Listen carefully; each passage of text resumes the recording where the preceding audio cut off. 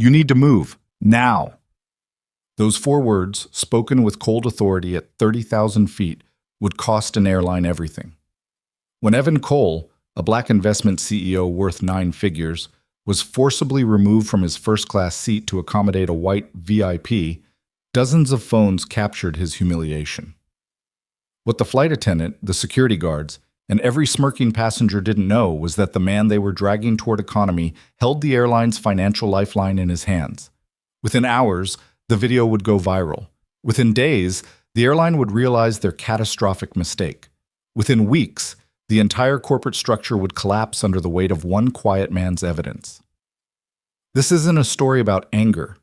It's about the devastating precision of patience.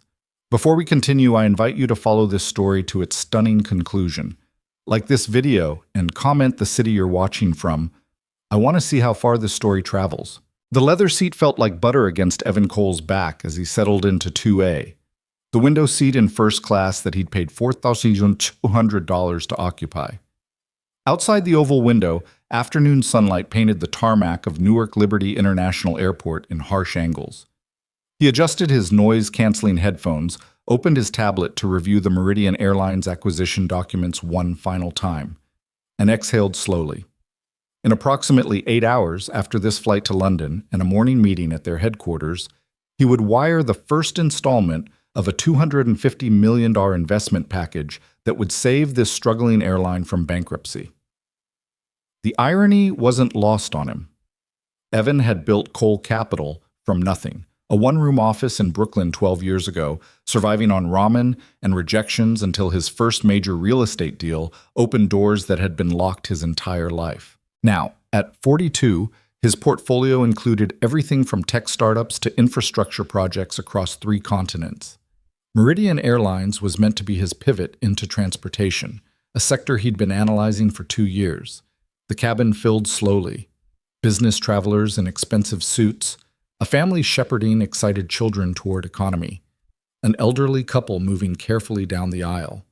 Evan watched them peripherally, his mind already in London, already calculating the restructuring timeline, the staff retention packages, the routes that would need consolidation.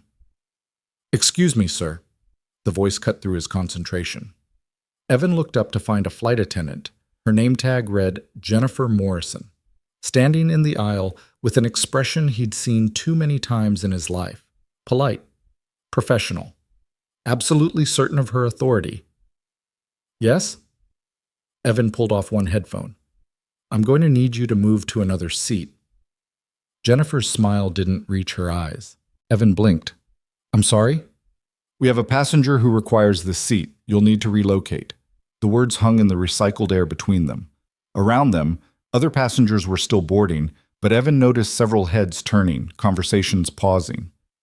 "This is my assigned seat," Evan said quietly, pulling his phone from his pocket. 2A, I have my boarding pass right here." Jennifer barely glanced at his screen. "I understand, sir, but we have a VIP passenger who specifically requested a window seat in this row, and we need to accommodate them." "And I'm not a VIP?" The question came out softer than Evan intended, but there was steel underneath. "Sir, please don't make this difficult. We have another first-class seat available." "Then give that seat to your VIP passenger." Evan kept his voice level, aware of the audience growing around them. "I paid for this specific seat. I checked in early specifically to secure it." Jennifer's expression hardened almost imperceptibly. "Mr.—" She glanced at her tablet. "Mr. Cole, I'm asking you nicely to cooperate. We can move you to 4C, which is also a window seat." "I don't want 4C, I want 2A. The seat I paid for, the seat I'm currently sitting in." "Sir, if you refuse to comply with crew member instructions, that's a federal violation. I'm not refusing crew instructions." Evan's tone remained steady, but something cold settled in his chest. He knew exactly where this was going, had known from the moment she'd approached. "I'm asking you to explain why I should give up my assigned, paid-for seat." Jennifer straightened, her voice dropping to a harder register. "Because I'm telling you to." The cabin had gone quiet now. Boarding had essentially stopped. Passengers in their seats were no longer pretending not to watch. Several had their phones out, though Evan couldn't tell if they were actually recording yet. "And if I don't?" Evan asked. "Then I'll have to call security." There it was. The threat. The line in the sand. Evan looked at her for a long moment, cataloging every detail. Her employee ID number, visible on her name tag. The time, 4:47 p.m.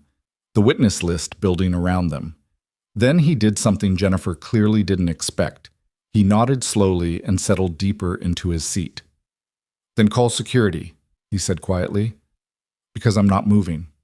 Jennifer's face flushed. "Sir, my name is Evan Cole. Not sir. I paid $4,200 for this seat. I checked in according to airline policy. I violated no regulations. I'm not intoxicated, not belligerent, not threatening anyone's safety. So please explain to me and everyone watching exactly why I need to move." The flight attendant's mouth opened, then closed. For just a second, uncertainty flickered across her features. Then she straightened her spine, lifted her chin, and spoke into the small radio clipped to her uniform. "This is Morrison in Cabin 1. I need security to 2A immediately. Uncooperative passenger refusing crew instructions." The static-filled response came seconds later. "Copy that. On our way." Evan pulled out his phone and opened the voice recorder app. He didn't hide the gesture. "I'm going to document this interaction, for legal purposes. You cannot record the crew without permission. New Jersey is a one-party consent state for audio recording," Evan said calmly, "and several passengers are already filming, as you can see. I'm simply ensuring I have my own record." Jennifer's jaw tightened, but she said nothing. Instead, she stood in the aisle like a sentinel, arms crossed, creating a barrier between Evan and the rest of the boarding passengers. The wait felt eternal, but lasted perhaps 3 minutes, long enough for the whispers to start, long enough for Evan to watch the doubt creep into some of the surrounding faces, though not all. A white man in 3B shook his head disapprovingly in Evan's direction. A woman across the aisle pulled her purse closer, as if proximity to conflict might contaminate her belongings. But a young black woman in 4A met Evan's eyes and gave the tiniest nod. A Latino man in business class mouthed, "This is wrong," while keeping his phone trained on the scene. An elderly white couple in 2C and 2D watched with expressions Evan couldn't quite read, something between discomfort and curiosity. The security guards arrived in a rush of authority. 2 large men in ill-fitting uniforms, one white with a buzz cut, one South Asian with sharp eyes that swept the cabin professionally. "What's the situation?" Buzzcut asked Jennifer, not even glancing at Evan. "Passenger refusing to change seats as instructed by crew," Jennifer said crisply. "He's been informed this is a federal violation. Sir, I'm going to need you to step out of your seat." Buzzcut finally looked at Evan and his expression shifted slightly. Surprise, maybe, at finding a man in an expensive suit who looked more like a corporate executive than whatever he'd been expecting. "Officers, my name is Evan Cole." Evan kept his hands visible, his posture non-threatening. Years of being a black man in America had taught him the choreography of these moments. "I have my boarding pass. This is my assigned seat. I paid for it. I violated no airline policies or federal regulations. The flight attendant has asked me to give up my seat to accommodate another passenger, and I've declined. I'd like to know the legal basis for removing me from a seat I've legally purchased." The South Asian guard, his badge read K. Patel, frowned slightly. "Sir, if the crew asks you to move seats, you need to comply."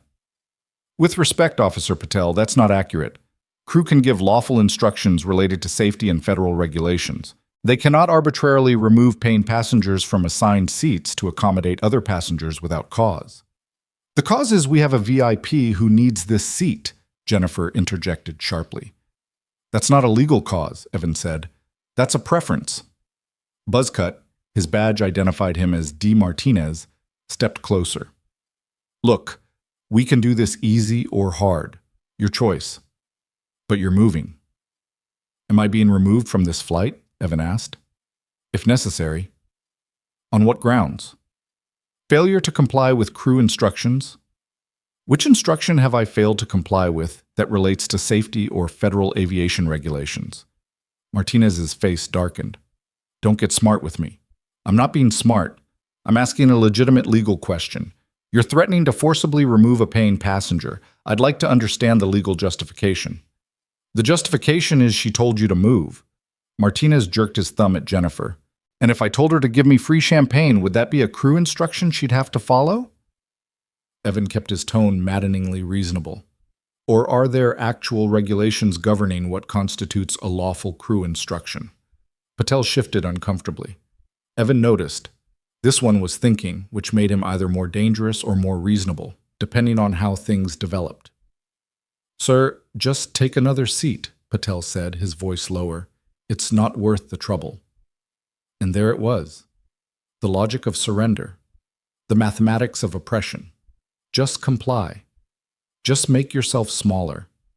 Just accept that your comfort, your rights, your dignity are negotiable in ways that others never are. Officer Patel, I appreciate what you're trying to do, Evan said quietly. But with respect, it is worth the trouble. I paid for this seat. I claimed it legally. And the precedent being set here, that any passenger can be removed from their assigned seat simply because someone more important wants it, that's not a minor thing. That's not something I'm going to accept. Last chance, Martinez growled. Get up, or we remove you by force. Evan looked at him steadily.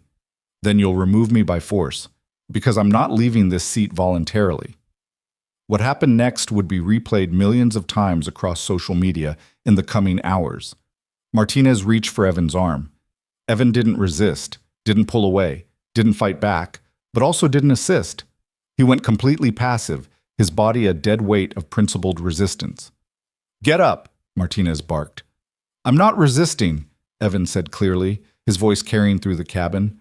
But I'm not assisting in my own illegal removal either. It took both guards to haul Evan from his seat. Somewhere behind them, a child started crying. Someone shouted, "This is wrong!" Martinez swore under his breath as they maneuvered Evan's 6'2" frame into the aisle. Phones were everywhere now. At least a dozen passengers were openly recording. Evan saw flashes of horror, disgust, satisfaction, indifference, the full spectrum of human response to injustice playing out in real time across the faces around him. "You're making a scene," Jennifer hissed as they dragged him past. "No," Evan said, his voice still eerily calm despite the hands gripping his arms. "You're making a scene. I'm just refusing to disappear quietly." They pulled him toward economy class as boarding passengers pressed themselves against the cabin walls. Evan didn't struggle, but he didn't make it easy either. His body remained passive resistance incarnate. "Here." Martinez shoved him into 32B, a middle seat in economy class between a teenager with headphones and a businessman who immediately looked annoyed by the disruption. Evan stood in the aisle, looking at the cramped seat, the minimal legroom, the proximity to the lavatories. Then he looked back toward first class, where he could just see someone settling into 2A, a white man in his 60s, expensive suit, the casual confidence of someone who'd never had to question whether he belonged. "Sit down," Martinez ordered. Evan sat. Not because he accepted this, not because he surrendered, but because the next phase required him to be on this plane when it landed, required him to document everything, required him to maintain the moral high ground while he built the case that would destroy them. The teenager beside him pulled out an earbud. "Dude, that was messed up." "Yeah," Evan said quietly. "It was." "You want me to send you the video? I got the whole thing." Evan looked at the kid, maybe 17, mixed race, wearing a Supreme hoodie, and the kind of outrage that came from recognizing injustice before cynicism set in. "What's your name?" "Marcus." "Marcus? I'm Evan. And yes, I would very much like that video. Thank you." He pulled out a business card, plain white, embossed black letters. Evan Cole, CEO, Cole Capital Partners, and handed it over. Marcus looked at the card, then at Evan, his eyes widening slightly. "Wait, are you like rich?" "Yes. And they still did that to you?" "Money doesn't change skin, Marcus. It just changes what people think they can get away with." Evan settled into the cramped seat, his knees pressing against the seat back in front of him. "But it does change what you can do about it afterward." The plane's engines began their pre-flight whine. The cabin lights dimmed for safety demonstration. Jennifer Morrison walked past Economy without looking in his direction, her spine rigid with the righteousness of someone who believed she'd won. Evan pulled out his tablet and opened a new document. He began typing. Timeline of discrimination incident. Meridian Airlines Flight 447, Newark to London, April 17th, 4:47 p.m. Approached by Flight Attendant J. Morrison, instructed to vacate assigned first-class seat 2A without cause. He documented everything, every word, every witness, every detail. His fingers moved across the screen with the precision of someone who'd learned long ago that documentation was armor, evidence was currency, and patience was power. Beside him, Marcus sent the video.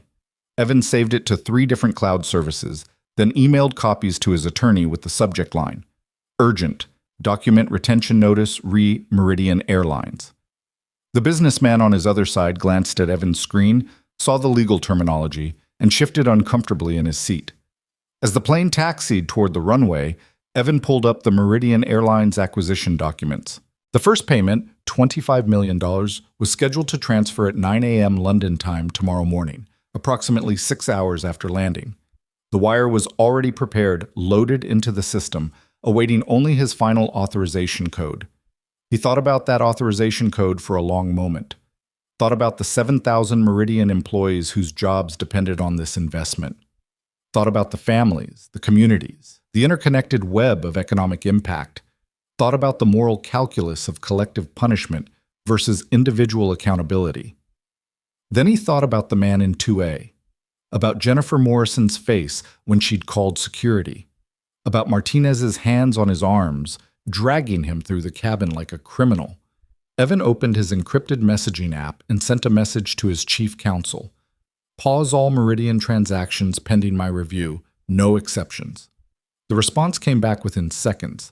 Understood. Nothing moves without your direct approval. The plane lifted off into the darkening New Jersey sky. In first class, someone was already sipping champagne. In economy, Evan Cole sat with his tablet on his knees and built the foundation of a case that would take down an entire corporate structure. His phone buzzed. Text from Marcus. Dude, my video already has 50K views on Twitter. Another buzz. His attorney. CNN just called. They have footage. Want a statement? Another. His sister. Evan? Is that you on the news? Call me. The timeline was accelerating. Good. Speed meant pressure. Pressure meant mistakes. Mistakes meant evidence. Evan opened his contacts and scrolled to Sarah Chen, his director of public relations. He typed carefully. On Meridian Flight 447. Incident occurred as shown in videos. Do not issue statement yet. Monitor social response. Document all coverage. We respond when ready, not when pressured. Timeline TBD. Trust me on this. Her response, got it. This is going nuclear, Evan. Are you okay? He considered the question. Was he okay? His shoulders ached from where Martinez had gripped him. His pride stung like a fresh wound. His carefully cultivated business relationship with Meridian was now in ashes. But was he okay? I'm perfect, he typed back. I'm exactly where I need to be. Because here was the truth that Jennifer Morrison and Officer Martinez and the man in 2A didn't understand. Evan Cole hadn't survived 12 years in high-stakes investing by losing his temper. He'd survived by being smarter, more patient, and more ruthlessly strategic than anyone expected a black man from Brooklyn to be. They thought they'd removed him from first class. What they'd actually done was remove every reason he had to play nice. The flight settled into its cruising altitude. Around Evan, passengers dozed or watched movies or worked on laptops. The teenager beside him fell asleep against the window. The businessman read a thriller with a garishly colored cover. And Evan Cole worked. He cross-referenced FAA regulations on crew authority. He drafted subpoena requests for Meridian's internal communications. He outlined discrimination patterns that would need investigating. How many other passengers had been moved? What were their demographics?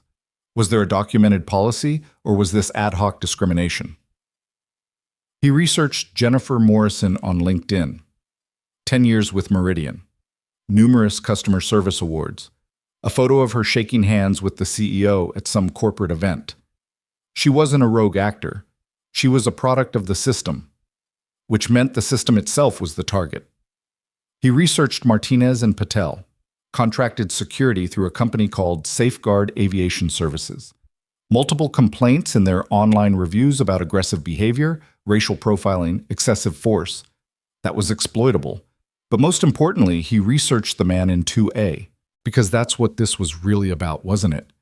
Someone had demanded that seat. Someone had pulled strings. Someone thought their comfort mattered more than Evan's rights. It took 20 minutes of searching, but Evan found him. Robert Hawthorne III, board member of Paramount Investments, major shareholder in several airlines, including, interesting, a 3% stake in Meridian. Old money. Connecticut family, Harvard and Wharton. The kind of man who'd never been told no about anything that mattered. Evan saved the information, tagged it with notes about conflicts of interest, and filed it in a folder he labeled simply accountability. His phone buzzed again. This time, a number he didn't recognize, but with a London area code. He answered. Evan Cole. Mr. Cole, this is Richard Pemberton. I'm the Chief Operating Officer of Meridian Airlines. The British accent was crisp with barely contained panic. I've just been made aware of an incident on one of our flights. Yes, I'm aware of the incident, Mr. Pemberton. I'm currently sitting in economy class on that flight in a middle seat between two strangers after being forcibly removed from the first-class seat I purchased. So I'm very aware. A pause. Mr. Cole, I cannot apologize enough. There's clearly been a terrible misunderstanding. It wasn't a misunderstanding. It was a deliberate choice made by your staff. I assure you this does not reflect our company values. With respect, Mr. Pemberton, it reflects exactly your company values. It reflects the culture you've built, the training you provide, the accountability systems you either enforce or ignore. This wasn't a misunderstanding. This was Meridian Airlines operating exactly as designed. Another pause, longer this time. Mr. Cole, we value our relationship with Cole Capital immensely. And there it was, the real concern. Not that they'd humiliated him, not that they'd violated his rights, but that they'd humiliated someone who could hurt them financially. Do you? Evan said softly. Do you value our relationship, Mr. Pemberton? Of course. The investment you've proposed is crucial to our restructuring. Then perhaps you should have valued me when I was just a passenger in seat 2A, before you knew who I was, before I became someone whose money you need. Evan kept his voice perfectly even. Tell me, would you have called to apologize if I were just a random black man with no financial power? Or is this apology only happening because you've now calculated the cost? The silence on the other end spoke volumes. Mr. Pemberton, I'll be landing in London at 7 a.m. local time. I was scheduled to meet with your executive team at 9 a.m. to finalize the first phase of the investment. I'm going to suggest we postpone that meeting indefinitely. Mr. Cole, please, I'm not finished. I'm going to suggest you spend the time between now and whenever we next speak conducting a very thorough internal investigation into how this incident occurred, who authorized it, what policies enabled it, and how many similar incidents have happened that didn't involve someone with the resources to fight back. I'm going to suggest you prepare detailed answers to those questions, and I'm going to suggest you think very carefully about whether a terrible misunderstanding is really the story you want to tell. Mr. Cole, I'll be in touch when I'm ready to talk, not before. Good night, Mr. Pemberton. Evan ended the call and immediately saw 3 more missed calls from other Meridian executives. He silenced his phone. Marcus stirred beside him. Was that the airline? Yes. What'd they say? They're sorry. Are you going to accept the apology? Evan looked at the teenager, at the naive hope in his young face that maybe this would end simply, that maybe sorry would be enough. No, Evan said. Because sorry doesn't mean anything if nothing changes. Sorry is just a word people use to avoid consequences. Marcus nodded slowly. My dad says the same thing about cops who shoot black kids. They're always sorry afterward. Your dad's a wise man. He's dead. Got shot by a cop when I was 8. The words landed like stones in still water. Evan looked at Marcus, really looked at him, and saw the layers of trauma and resilience, the way injustice ages people who should still be children. I'm sorry. Evan said quietly. You didn't do it. No, but I'm still sorry it happened. Marcus shrugged, but his eyes were wet. That's what everyone says. Sorry. But my dad's still dead and the cop's still working. Sorry don't bring people back. No, Evan agreed. It doesn't. But sometimes, not always, but sometimes, you can make sure it doesn't happen again. Or at least make it harder for it to happen. You can't bring your dad back. But maybe you can save someone else's dad. You really think you can change stuff, like, for real? Evan considered lying, considered offering false hope, considered protecting this kid from the grinding disappointment of watching systems protect themselves. But Marcus deserved better than comfortable lies. I think I can change some things, Evan said carefully. I think money and lawyers and public pressure can force accountability sometimes. Not always. The system is built to protect itself, but sometimes, if you're strategic and patient and willing to absorb the hits, you can break through. You can make them scared enough to actually reform. You scared them? Not yet, but I will be. The flight attendant came by with the beverage cart. When she got to Evan, she froze, clearly having heard about the situation in first class. Her eyes darted nervously between him and the cart. What would you like to drink, sir? Water, please, and a coffee, black. She served him with trembling hands, slopping water slightly on his tray table. She apologized 3 times in 5 seconds. Evan thanked her politely and let her escape. She was scared of you, Marcus observed. She was scared of the lawsuit I represent. There's a difference. Evan sipped his water and returned to his tablet. He opened the contract with Meridian Airlines and began reading with fresh eyes, not as a partner, but as an adversary, looking for leverage, looking for exit clauses, looking for any provision that could be weaponized.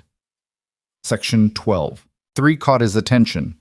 Either party may terminate this agreement without penalty within 72 hours of execution for cause, where cause includes but is not limited to material misrepresentation, breach of fiduciary duty, reputational harm to either party, or behavior inconsistent with the stated values of either organization. Reputational harm. Behavior inconsistent with stated values.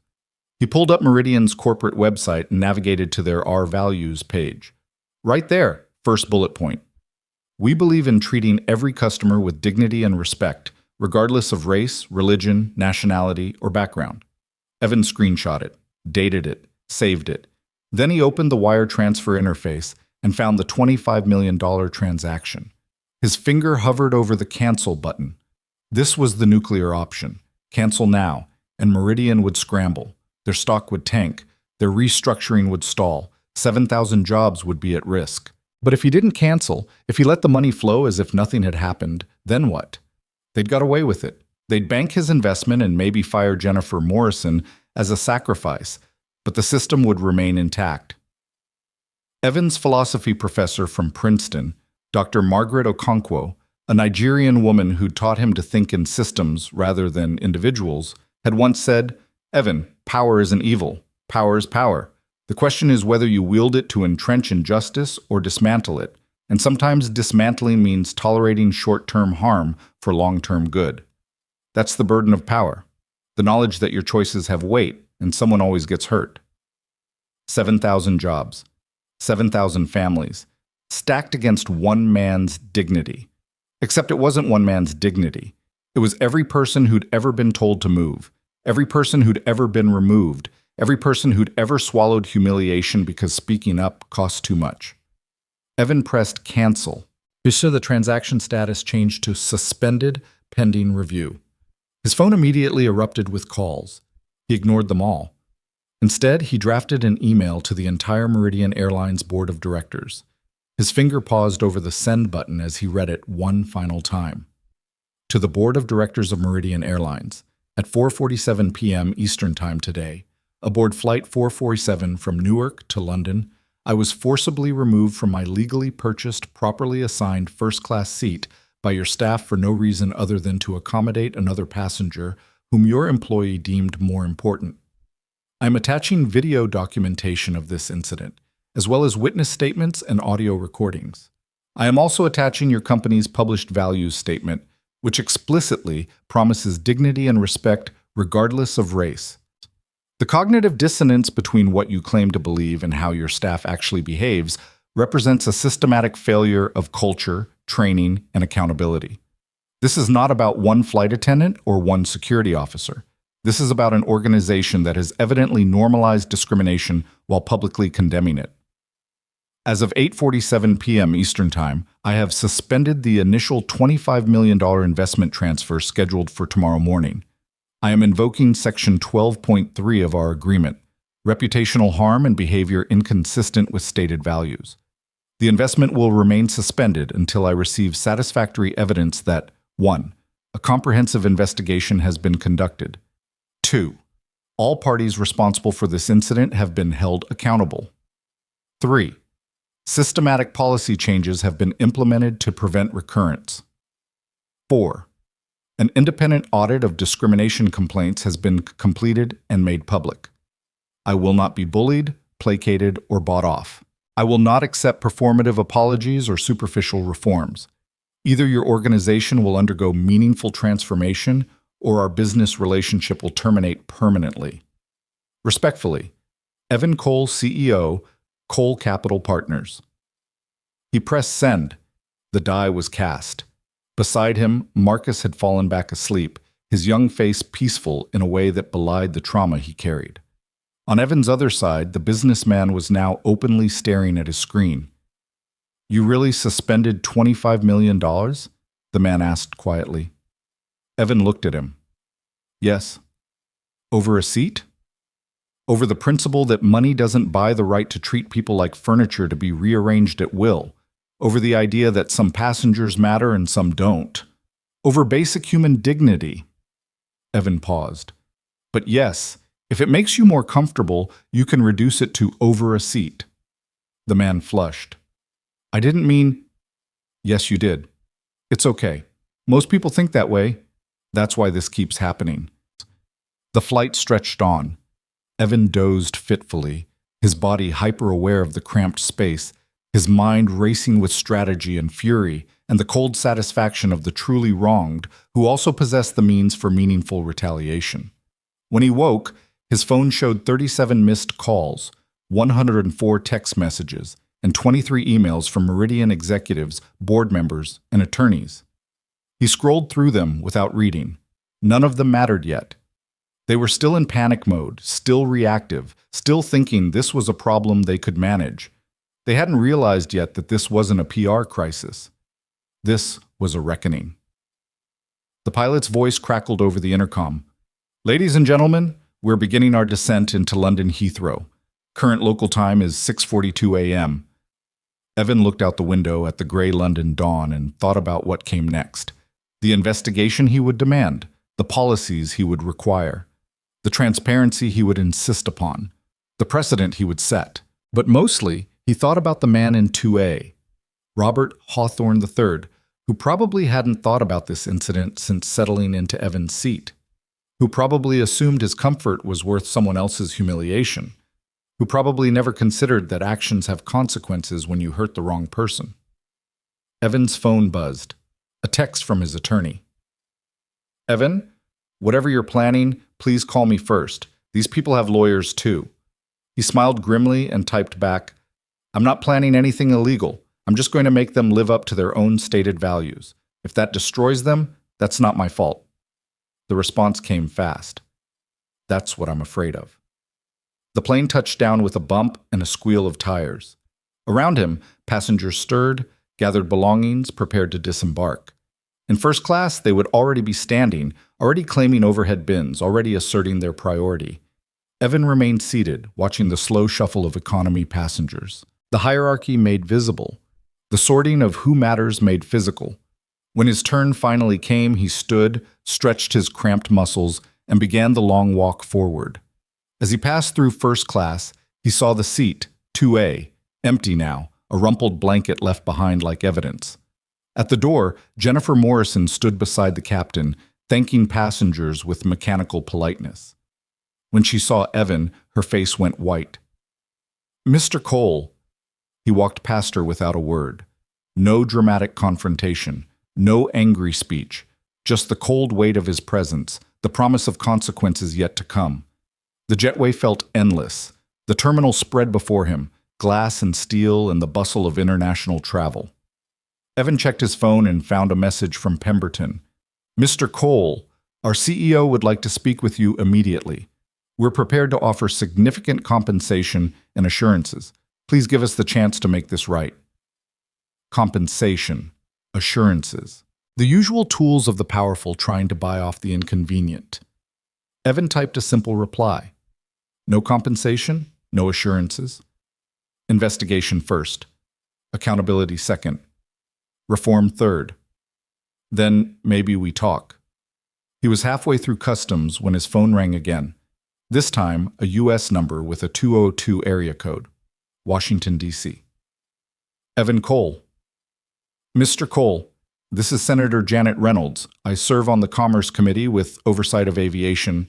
I've been made aware of the incident aboard Meridian Flight 447. Evan stopped walking. Senator Reynolds was known as a champion of civil rights legislation, a former prosecutor who'd built her career on going after corporate malfeasance.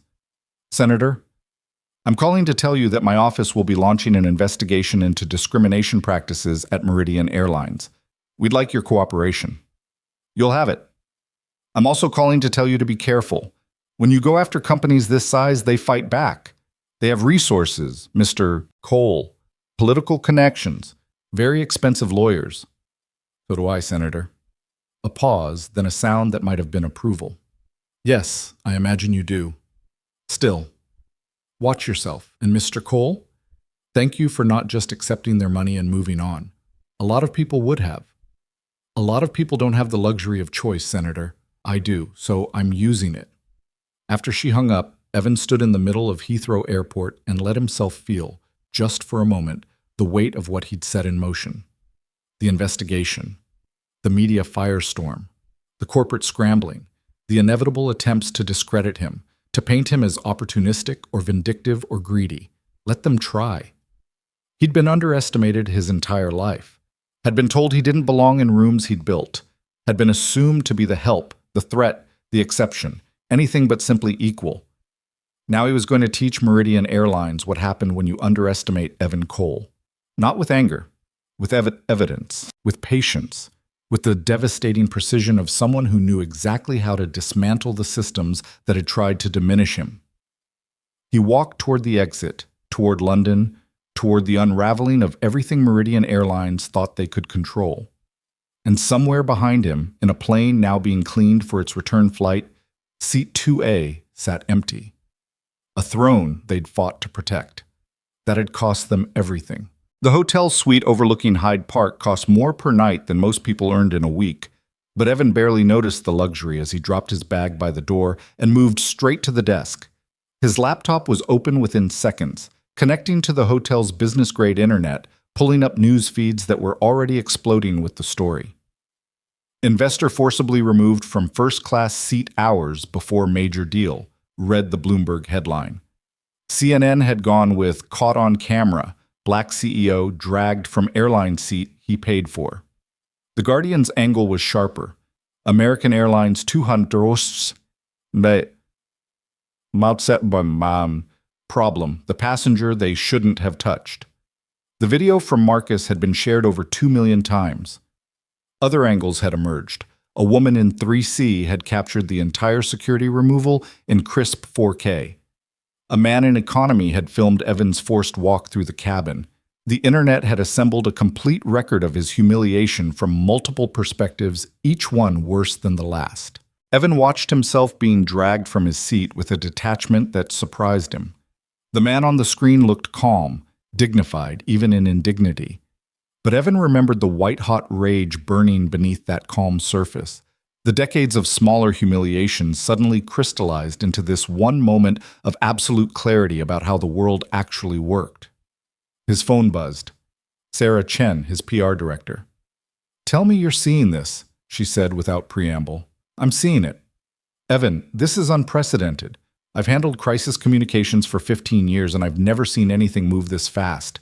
You're trending #1 globally on Twitter. CNN wants an exclusive interview. So does the BBC. Morning shows are calling. We've had 3 book agents reach out about your life story, and it's been 12 hours.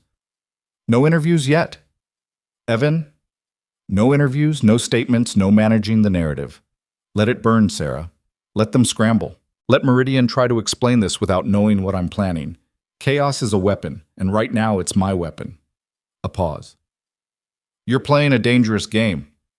I'm playing the only game I know how to win. Trust me. After he hung up, Evan pulled up the internal communications software he used with his executive team and started a video conference. Within minutes, faces appeared on screen.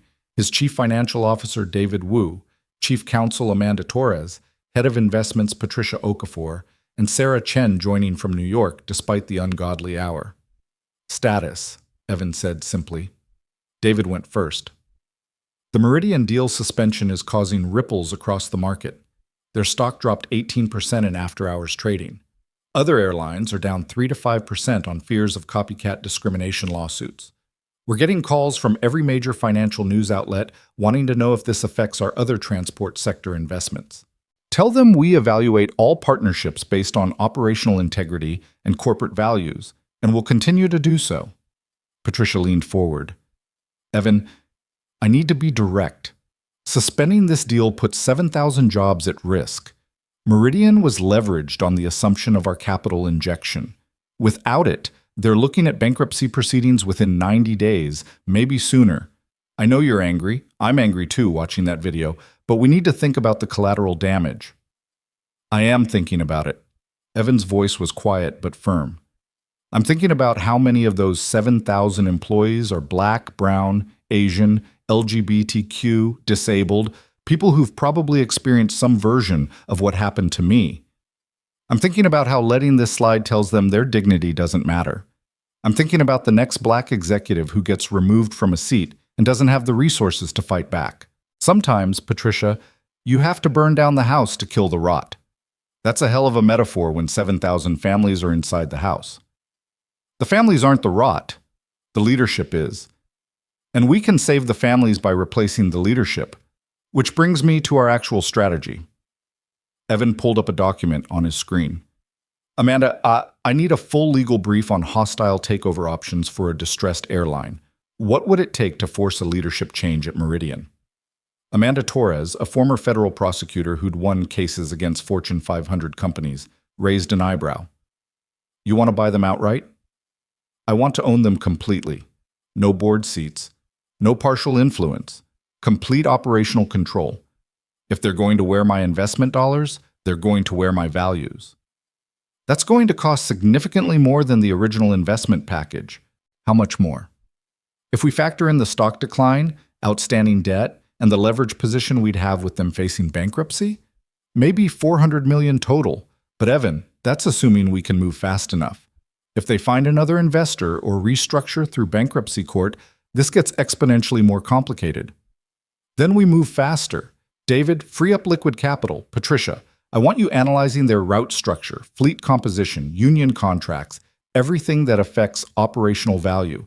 Sarah, start building a narrative around transformation, not destruction. We're not killing Meridian. We're saving it from itself. Sarah shook her head slowly. You understand that the optics of a Black CEO essentially taking over a company after they discriminated against him is going to be complicated. Some people will call it justice. Others will call it opportunistic. The racist corners of the internet are going to have a field day. Let them. I didn't create this situation. I just refuse to walk away from it quietly. They want to call me opportunistic for demanding accountability? Fine. They can explain why accountability looks like opportunism in their worldview. The conference call stretched past 90 minutes as they war-gamed scenarios, anticipated counterattacks, and built the framework for what Evan was starting to think of not as revenge, but as reconstruction. When they finally disconnected, dawn was breaking properly over London, golden light streaming through the hotel windows.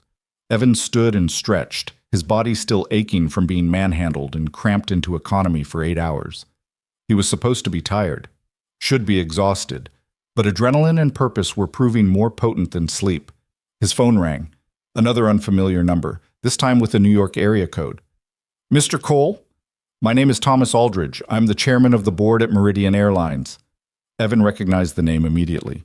Thomas Aldridge, 72, former CEO of 3 major corporations, known for his ruthless efficiency and his even more ruthless protection of executive privilege.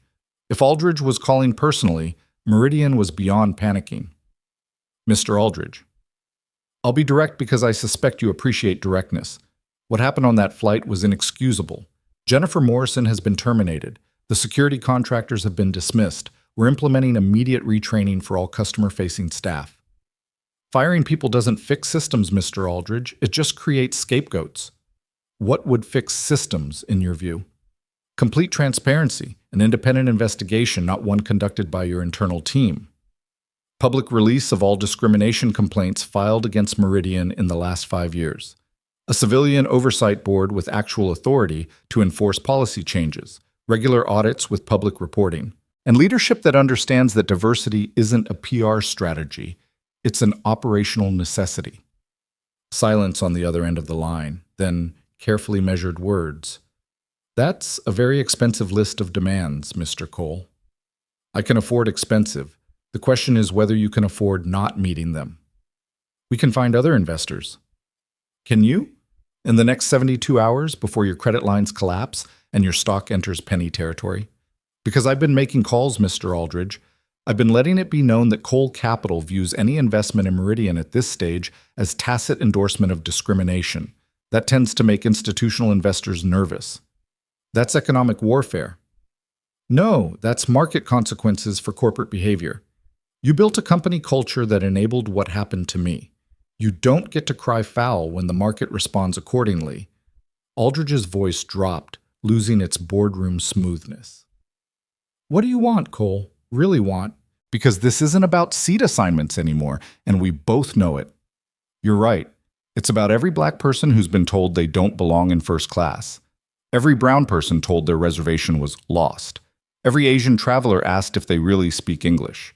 Every Muslim passenger subjected to extra screening. It's about the systemic assumption that some people are first-class humans and others are economy humans, and that assumption is so deeply embedded in your culture that your staff didn't hesitate to enforce it when given the opportunity. So this is a crusade. This is a correction. And here's what I really want, Mr. Aldridge. I want you and every other executive who enabled this culture to resign. I want an external management team brought in. I want every policy rewritten with input from people who've actually experienced discrimination. I want Meridian Airlines to become proof that you can't build a sustainable business on the backs of people you treat as lesser. And if you can't give me that, then I want Meridian Airlines to fail spectacularly so that every other company pays attention to what happens when you confuse profit with permission to discriminate. The silence stretched so long, Evan thought the call had dropped. Then Aldridge said very quietly, "You're going to destroy 7,000 jobs to make a point. I'm giving you the chance to save 7,000 jobs by doing the right thing. What you do with that chance is up to you. But understand this, Mr. Aldridge. I will not be negotiated with. I will not be bought off. I will not accept performative change. Either you transform or you dissolve. Those are your options. I'll need to consult with the board. You have 48 hours. After that, I file a hostile takeover bid, and we do this the hard way." Evan ended the call and immediately dialed Amanda Torres. "Start the takeover paperwork," he said when she answered. "I want to be ready to file the second that deadline passes." "Evan, are you sure about this? A hostile takeover is going to be brutal. They'll fight. It'll get ugly." "It's already ugly, Amanda. The question is whether we're willing to do what's necessary to clean it up." The morning dissolved into a blur of conference calls with investment banks, strategy sessions with his team, and the careful choreography of positioning for a corporate battle that would play out in boardrooms and courtrooms and headlines across the world. By noon London time, Evan had barely eaten, hadn't slept, and was running on nothing but coffee and controlled fury. His phone buzzed with a text from Marcus, the teenager from the flight. "Mr. Cole, my video has 8 million views now. People are asking me to speak at a rally about police brutality and corporate discrimination. Should I do it?" Evan considered the question carefully before responding. "Only if you want to and feel safe doing so. You've already helped more than you know by documenting the truth. Don't let anyone pressure you into becoming a spokesperson if that's not who you want to be. You're 17. You're allowed to just be a kid." The response came quickly. But my dad didn't get to be a kid after cops killed his dad when he was my age. Maybe nobody gets to just be a kid when this stuff keeps happening. Evan stared at those words for a long time. The generational weight of trauma, the inheritance of having to fight battles that should have been won decades ago. Marcus was right in the way that the young and traumatized are often devastatingly right about the world's fundamental unfairness. He typed back, "You're right. Nobody should have to grow up the way you have, the way your father had to, the way I had to. But if you speak at that rally, do it because you want to create change, not because you feel guilty for being alive. Your dad would want you to live, Marcus. Fully live, not just fight." 3 dots appeared, disappeared, appeared again. Then, "Thank you. I think I needed to hear that." Evan set down his phone and moved to the window, looking out over Hyde Park where people walked dogs and pushed strollers and lived lives blissfully disconnected from corporate discrimination and hostile takeovers, and the exhausting work of trying to force accountability from institutions designed to evade it. His phone rang again. This time, it was Robert Hawthorne III. Evan let it ring twice more before answering. "Mr. Hawthorne." "Mr. Cole." The voice was cultured, entitled, with the lazy confidence of old money. "I think we should talk." "About what?" "About the unfortunate incident on the flight yesterday. I understand there's been some confusion about seat assignments." "There was no confusion. Your comfort was prioritized over my rights. That's not confusion. That's discrimination with a business class price tag. Now, let's not be dramatic. You demanded my seat, Mr. Hawthorne. You pulled strings with someone at Meridian to have me physically removed from a seat I legally purchased. And you did it because you assumed that your status, your connections, your race made you more deserving of that seat than me. So please don't insult my intelligence by calling it confusion." A pause. "You're making quite a few assumptions about my motivations." "Am I? Then explain to me why you needed that specific seat, why 4A or 6A or 2C wouldn't suffice. Explain why a flight attendant who'd never met you felt comfortable forcibly removing me to accommodate you.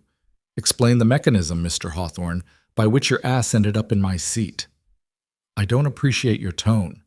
And I didn't appreciate being dragged through an airplane cabin, so I guess we're both having a disappointing week. Here's what's going to happen, Mr. Hawthorne.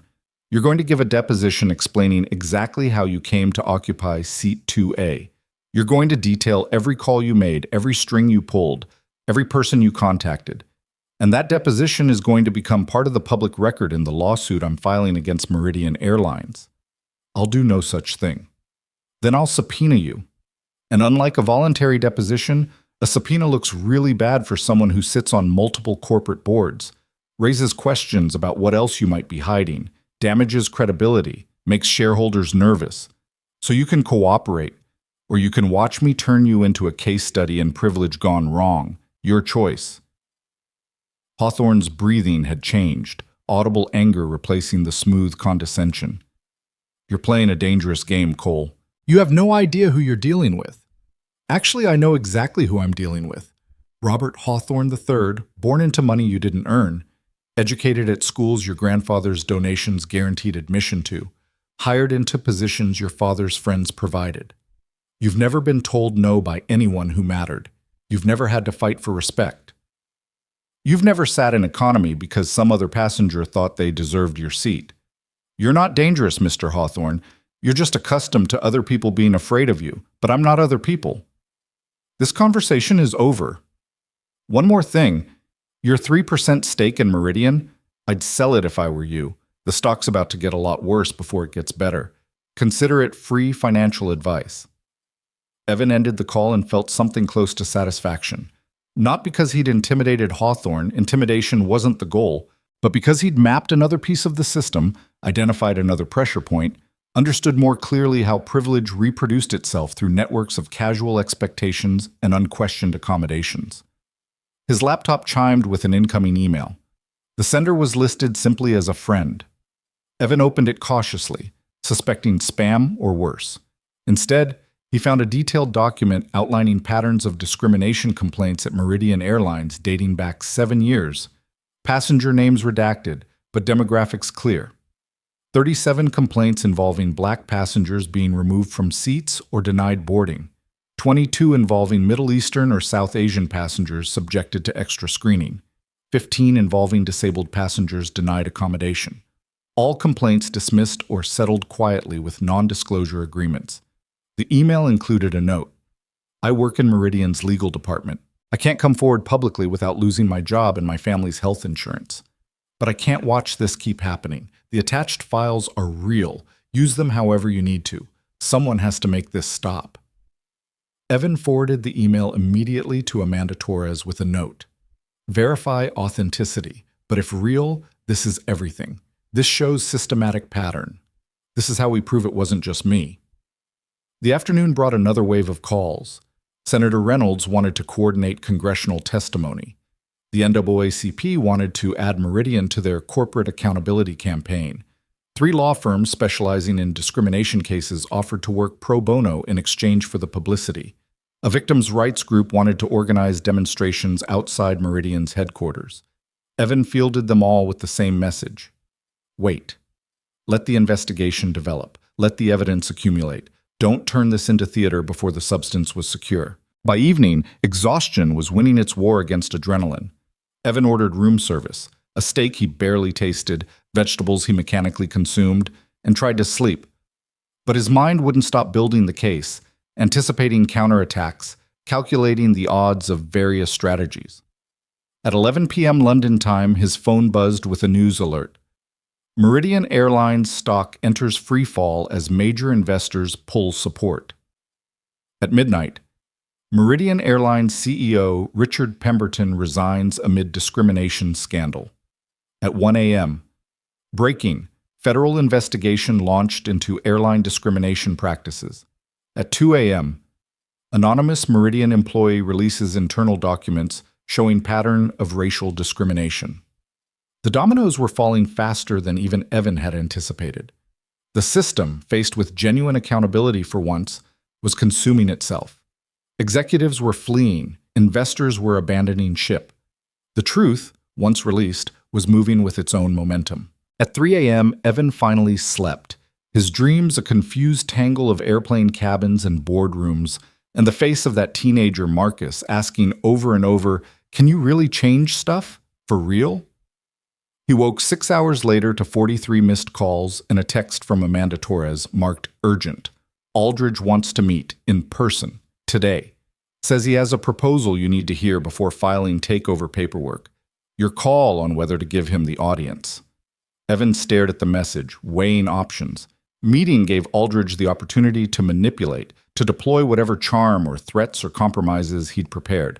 But refusing to meet looked like fear, like inability to negotiate, like childish stubbornness rather than strategic pressure. He texted back, "Set it up, neutral location, 2 hours. And Amanda, I want you there recording everything." The response came within seconds. Already arranging. Evan, be careful. Cornered animals bite. The meeting was set for a conference room at a law firm in the city of London, one of those buildings where centuries of money had accumulated into marble floors and oil paintings of men who'd never questioned their right to own whatever they could purchase. Evan arrived exactly on time, wearing a charcoal suit that cost more than Jennifer Morrison probably earned in a month, carrying a leather portfolio that contained copies of every piece of evidence he'd assembled. Thomas Aldridge was already there, flanked by 2 attorneys who looked like they billed by the nanosecond. The board chairman looked older than his photographs, stress carving new lines around his mouth and eyes. But his handshake was firm, his gaze direct. "Mr. Cole, thank you for agreeing to meet. Mr. Aldridge, you said you had a proposal." They sat across from each other at a table that could have hosted treaty negotiations. Amanda Torres positioned herself at the end, her laptop open, recording software running, every legal protection in place. Aldridge folded his hands on the table.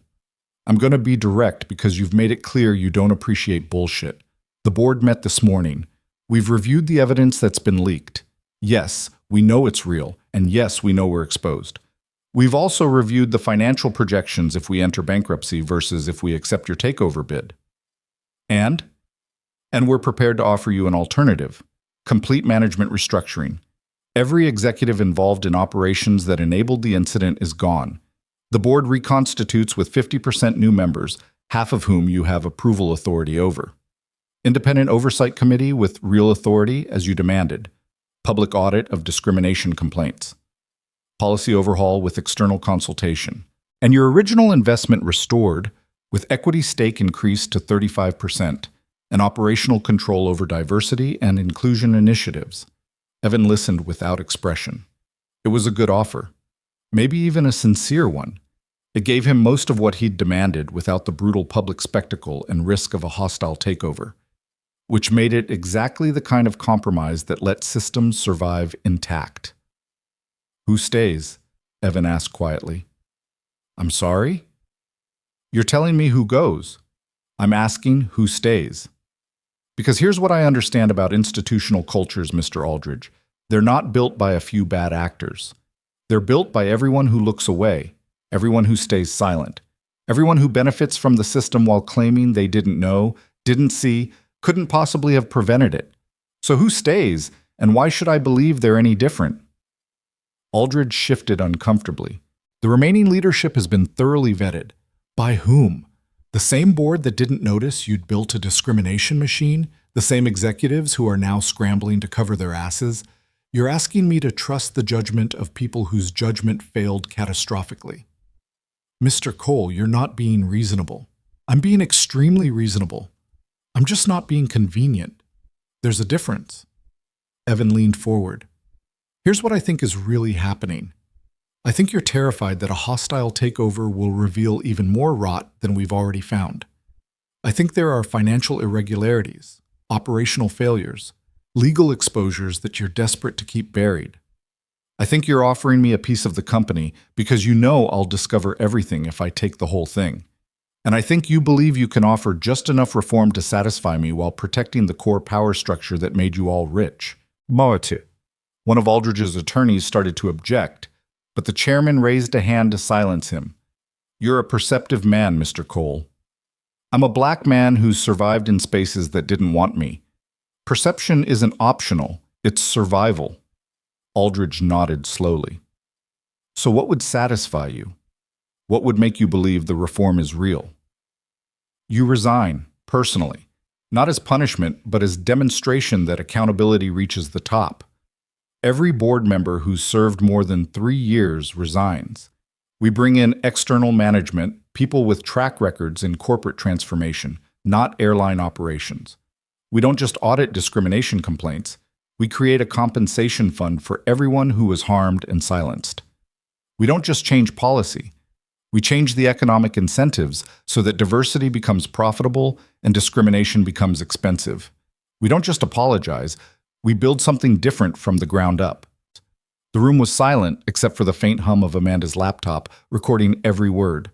Aldridge looked at Evan for a long time. "You're asking me to destroy my legacy." "No. I'm asking you to define your legacy differently. Right now, your legacy is building an airline that systematically devalued certain passengers. That's what history will remember. But if you walked away now, if you enabled real transformation instead of fighting to protect what's broken, then your legacy could be recognizing your failure and facilitating change. That's a legacy worth having. And if I refuse, then I file the hostile takeover bid at 5 p.m. today, and we fight this publicly, expensively, and comprehensively. I will win, Mr. Aldridge. Maybe not quickly, maybe not cleanly, but I will win because I have resources, evidence, public support, and the moral high ground. You have lawyers and a rotting institution. That's not a fair fight." Aldridge looked at his attorneys, who both shook their heads minutely. Then he looked back at Evan. "I need time." "You have until 5 p.m. After that, the decision is made for you." Evan stood, buttoning his suit jacket with deliberate care. Amanda closed her laptop and moved to his side. They were almost to the door when Aldridge spoke again. "Mr. Cole, for what it's worth, I am sorry. About what happened on that flight. About the culture that enabled it. About all of it." Evan turned back. "Then prove it with action, Mr. Aldridge. Sorry without change is just noise." They left him sitting at that marble table, flanked by attorneys who billed by the nanosecond and couldn't buy him a solution. Outside, London was doing its afternoon shuffle.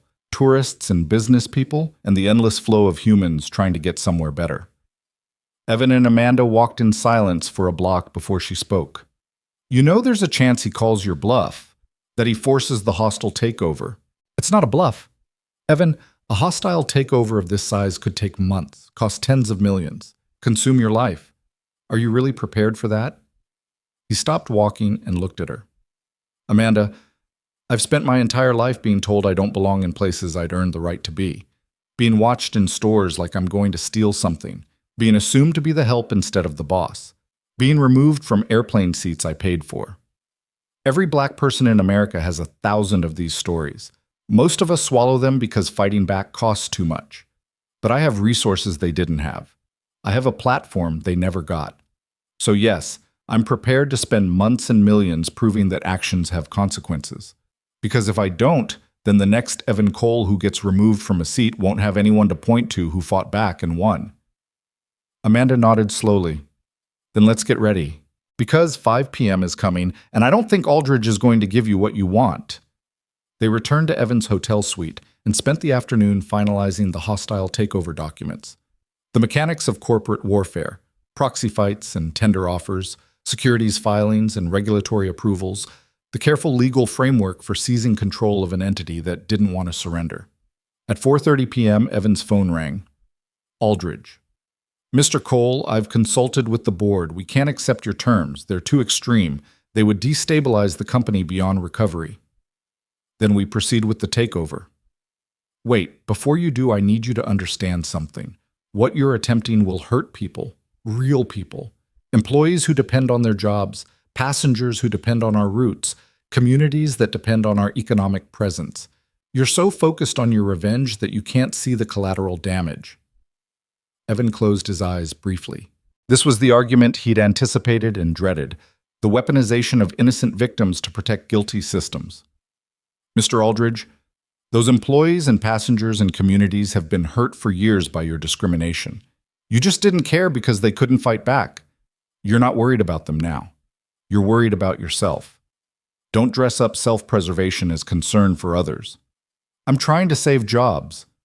I'm trying to save dignity. If you'd prioritized dignity earlier, we wouldn't need to have this conversation. File the paperwork, Amanda. He ended the call and nodded to his attorney. She hit send on the email that would initiate the hostile takeover bid. Thousands of pages of legal documentation flooding into regulatory systems, setting in motion a process that would reshape Meridian Airlines entirely or destroy it trying. Evan's phone immediately erupted with notifications, news alerts, stock tickers, text messages from colleagues and reporters, and people he'd almost forgotten he knew.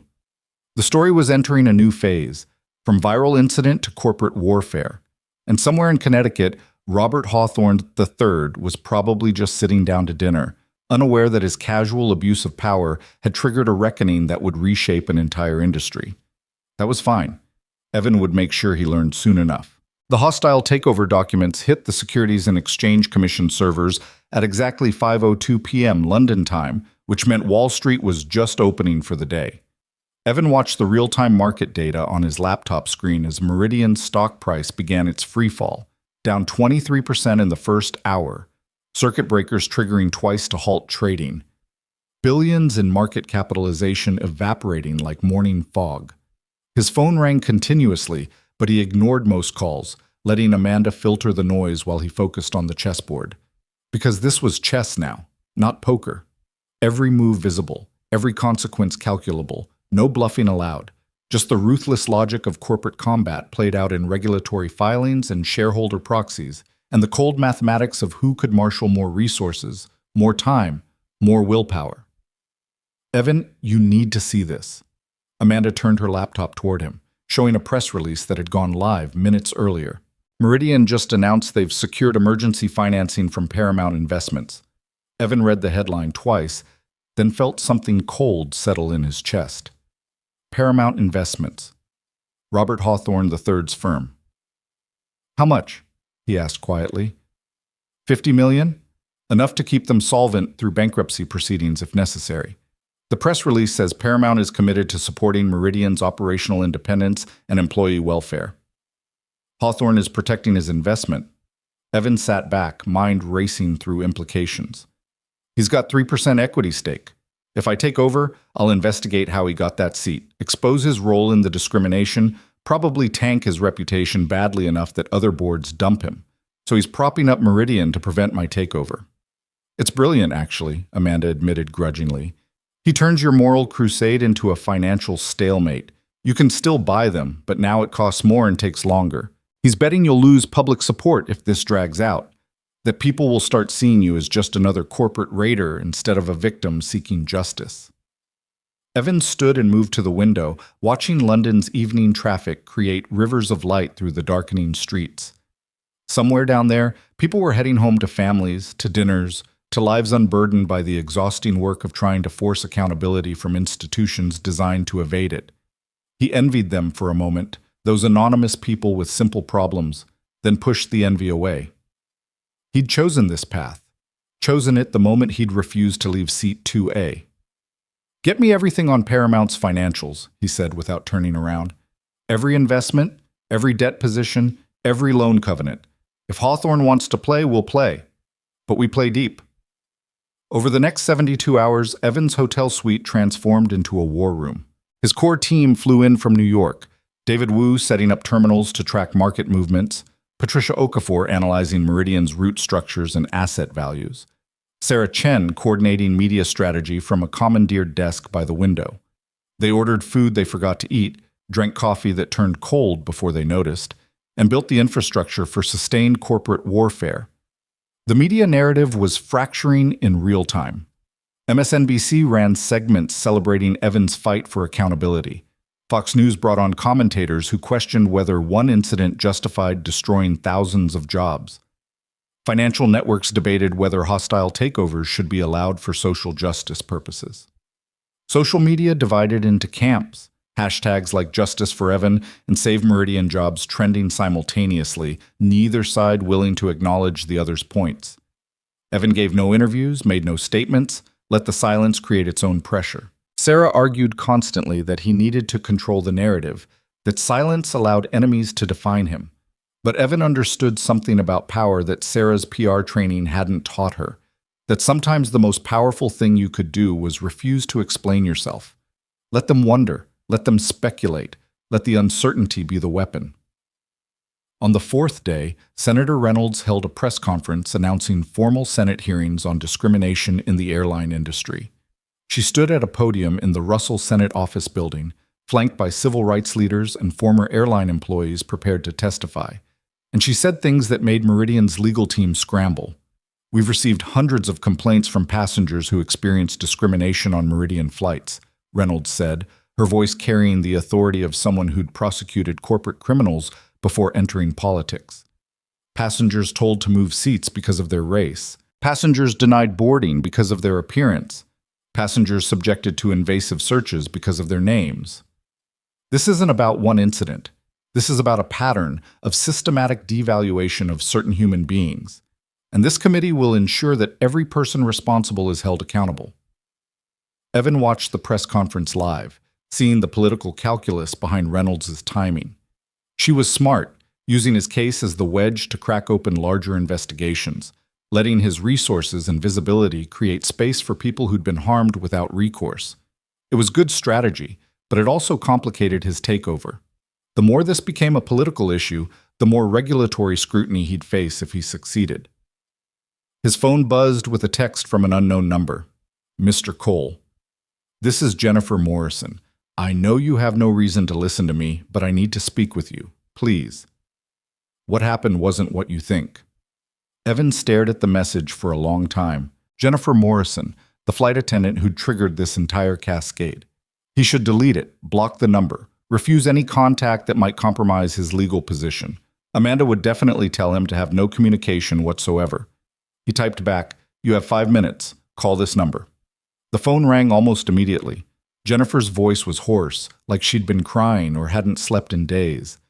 "Mr. Cole, thank you for answering. I need you to know that I didn't want to remove you from that seat.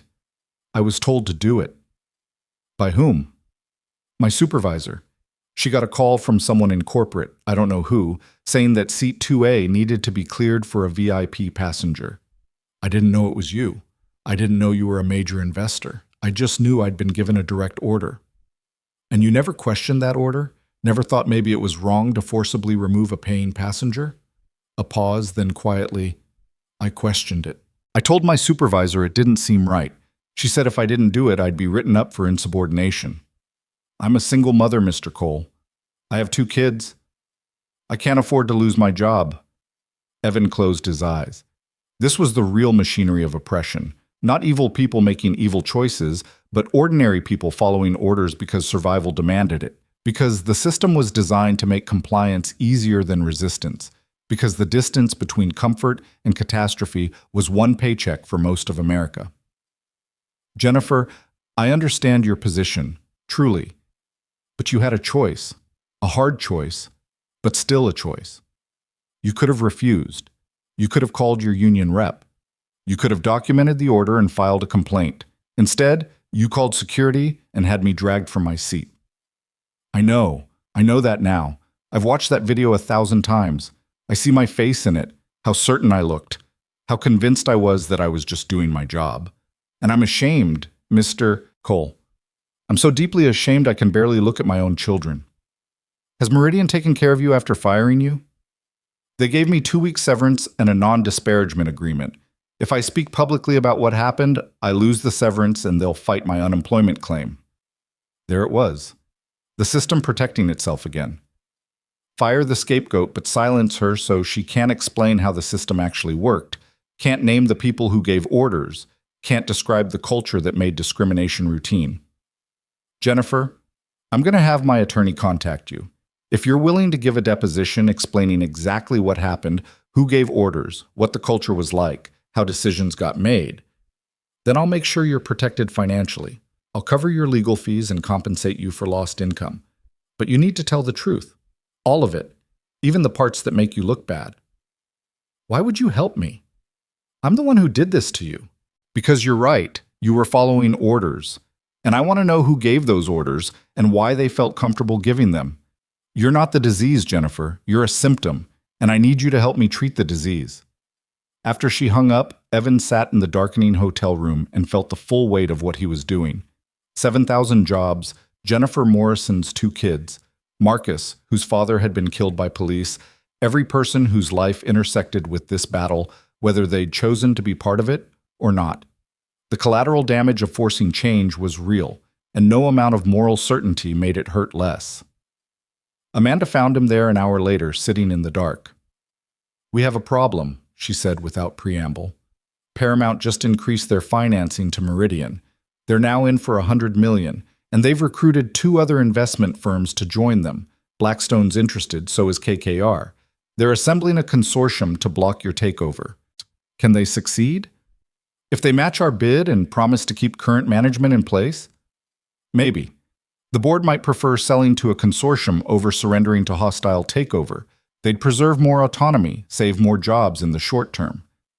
Evan turned on a lamp, the sudden brightness making them both squint. Then we raise our bid. Evan, you're already at $400 million for a company that was worth $350 before you crashed their stock. If you go higher, you're paying a premium for the privilege of reforming them. That's not sound investment strategy. Since when is this about sound investment strategy?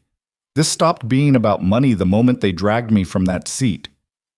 This is about proving that you can't discriminate without consequences, even if the consequences cost more than they should. David Wu appeared in the doorway, tablet in hand. We have another problem. Actually, it might be an opportunity disguised as a problem. Someone leaked the internal Meridian documents, the ones showing the pattern of discrimination complaints.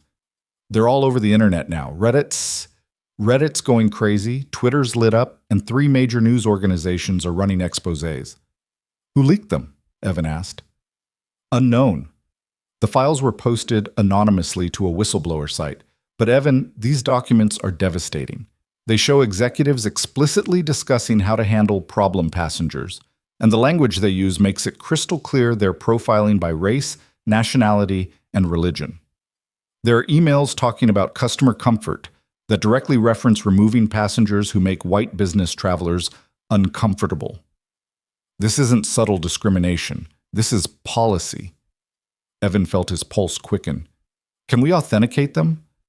We're working on it, but if they're real, and they look real, then this completely changes the landscape. This isn't about one flight attendant following bad orders. This is institutionalized discrimination from the top down. Get me authentication by morning, Evan said. And David, find out who leaked them. I want to know if this is a friendly whistleblower or if someone's trying to manipulate this situation. The team scattered back to their laptops and phones, leaving Evan alone with Amanda. This is getting bigger than you anticipated, she said quietly. I know. You're not just taking on an airline anymore. You're taking on an entire industry's approach to customer profiling. You're challenging the assumption that business travelers are more valuable than other passengers.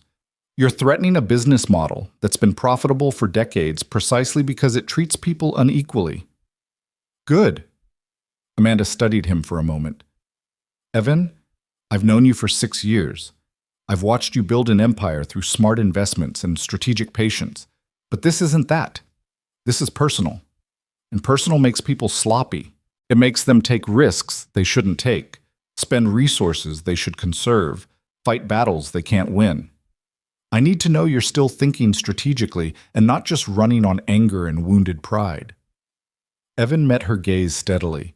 I'm thinking more strategically than I ever have. Because this isn't just about me anymore, Amanda. It's about every person who's been discriminated against and told to just accept it, just move on, just be grateful they didn't make it worse. I have a platform now, I have resources, I have evidence, and I'm going to use all of it to prove that you can fight the system and win, but only if you're willing to pay the price. And I am willing. That's not sloppiness, that's clarity. She nodded slowly. Then let's make sure we win. Because if we lose now, after all this, it'll set the movement back a decade. Every corporation will point to your failure as proof that accountability doesn't work, that fighting back costs too much, that the system can't be changed. Then we won't lose. But later that night, alone in his hotel room, Evan allowed himself to feel the doubt, the exhaustion of fighting, the temptation of just taking Meridian's settlement offer, a few million in compensation, a public apology, maybe some superficial policy changes, and walking away. He could call it a win, could tell himself he'd made his point, could return to the comfortable life of building wealth without also building justice. His phone buzzed. Marcus. Mr. Cole, I spoke at the rally today. About my dad. About you. About how we're all tired of being told to just accept things. I thought I'd be scared, but I wasn't. I was angry. Is that okay? To be angry? Evan typed back slowly. It's more than okay. Anger at injustice is healthy, Marcus. It's what you do with the anger that matters. You can let it consume you, or you can let it fuel you. You spoke at that rally because you chose the second option. I'm proud of you. The response came quickly. My mom said the same thing. She said my dad would be proud too. Mr. Cole, are you going to win against the airline? Evan stared at that question for a long time before answering. I don't know yet, but I'm going to fight like I will. That's all any of us can do. 3 dots appeared, disappeared, appeared again. Then, that's enough. Fighting matters even if we lose, but at least that's what my therapist says. That stopped Evan cold. Marcus was in therapy, processing his father's death, carrying trauma that no 17-year-old should have to carry. And here Evan was, waging a corporate war that felt important but was ultimately about money and power and proving a point. What was he really accomplishing? Was this justice or just revenge with better PR? He didn't have an answer. Morning brought new complications. The Washington Post ran a front-page story headlined, "The Cost of Taking a Stand, How One Man's Fight for Dignity Could Cost Thousands." Their jobs. The article was careful to present both sides, Evan's legitimate grievance versus the economic reality of displaced workers. But the implication was clear. He was starting to look selfish, vindictive, more concerned with his ego than with real people's welfare. Sarah Chen burst into his suite at 7 a.m., tablet in hand. We need to respond to this now. The narrative is shifting. You're going from victim to villain in real time. No statement yet. Evan, you're being painted as a billionaire who's willing to destroy working class jobs because someone hurt your feelings. We need to reframe. I said no statement. Evan's voice was sharp enough that Sarah stopped mid-sentence. Every time we respond, we're playing their game. We're accepting the premise that I need to justify seeking accountability. I don't. What I need to do is keep applying pressure until they break, or I do. And I haven't broken yet. Patricia Okafor cleared her throat from the doorway. Then you should know that 2 union leaders at Meridian just held a press conference asking you to stand down. They're saying your takeover will result in massive layoffs and pension cuts. They're asking workers to support the Paramount Consortium instead. Evan felt the ground shifting beneath him. The unions were supposed to be natural allies in fighting corporate discrimination, but they were prioritizing job security over justice, which made sense from their perspective but complicated everything from his. Get me a meeting with the union leadership, he said, today, if possible. I need to explain what I'm actually trying to do. The meeting was set for 2 p.m. at a union hall in East London, a squat brick building that smelled of stale coffee and decades of hard bargaining. Evan arrived with just Amanda, leaving the rest of his team behind. This needed to feel personal, not corporate. The union representatives were already there. 3 men and 2 women, all wearing jackets with union logos, all looking at Evan with expressions ranging from suspicion to hostility. The lead negotiator, a white man in his 50s named Tom Brennan, didn't offer to shake hands. Mr. Cole, thank you for coming. We want to be direct. Our members are scared. They're scared of losing their jobs, their pensions, their health care, and your hostile takeover is making that fear worse. Evan sat across from them, keeping his posture open, non-defensive. I understand their fear. I'm not trying to destroy jobs. I'm trying to reform a company that systematically discriminated against passengers and probably against employees too. With respect, Mr. Cole, you're a billionaire. If this takeover fails, you go back to your other investments. Our members don't have other investments. They have rent and car payments and kids who need braces. Your principals are costing them sleep. And working for a company that treats people as disposable based on their race was costing me my dignity. Both things can be true, Tom. Both things can matter. One of the women, a black woman named Rachel, who'd been silent until now, leaned forward. I watched that video. What they did to you was wrong. As a black woman working in this industry, I've experienced my own versions of it. We all have. But Mr. Cole, there are other ways to get justice that don't risk 7,000 jobs. Like what? Evan asked genuinely. I filed complaints through proper channels. I offered to work with their board on reform. They stonewalled, deflected, and tried to buy me off. The only reason they're taking this seriously now is because I have the resources to force accountability. If I back down, what happens to the next person who doesn't have those resources? They probably get fired for complaining, just like always, Rachel admitted. But at least they still have a job to get fired from. At least there's still an airline operating, still paychecks getting deposited. You're asking us to choose between dignity and survival. That's not a fair choice. You're right. It's not fair. But it's the choice the system forces on us every single day. And I'm tired of choosing survival over dignity. I'm tired of being told to be grateful for the scraps from tables I built. Tom's expression had hardened. So what do you want from us? Approval? Blessing? We can't give you that. Our job is protecting our members, and right now you're the biggest threat they face. I want you to trust that I'm not your enemy. I want you to understand that a reformed Meridian with better leadership and actual accountability would be a better place to work, not worse. I want you to consider that maybe your members deserve both job security and dignity, and that compromising on the second to protect the first is its own form of oppression. That's a nice speech, Mr. Cole, but speeches don't pay mortgages.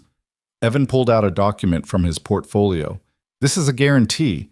If my takeover succeeds, no employee will be fired for reasons related to the takeover itself. Any restructuring will be handled through attrition and voluntary buyouts. Pension obligations will be honored in full. Healthcare continues uninterrupted. This isn't just my word. It's a legally binding commitment that I'll deposit funds to secure.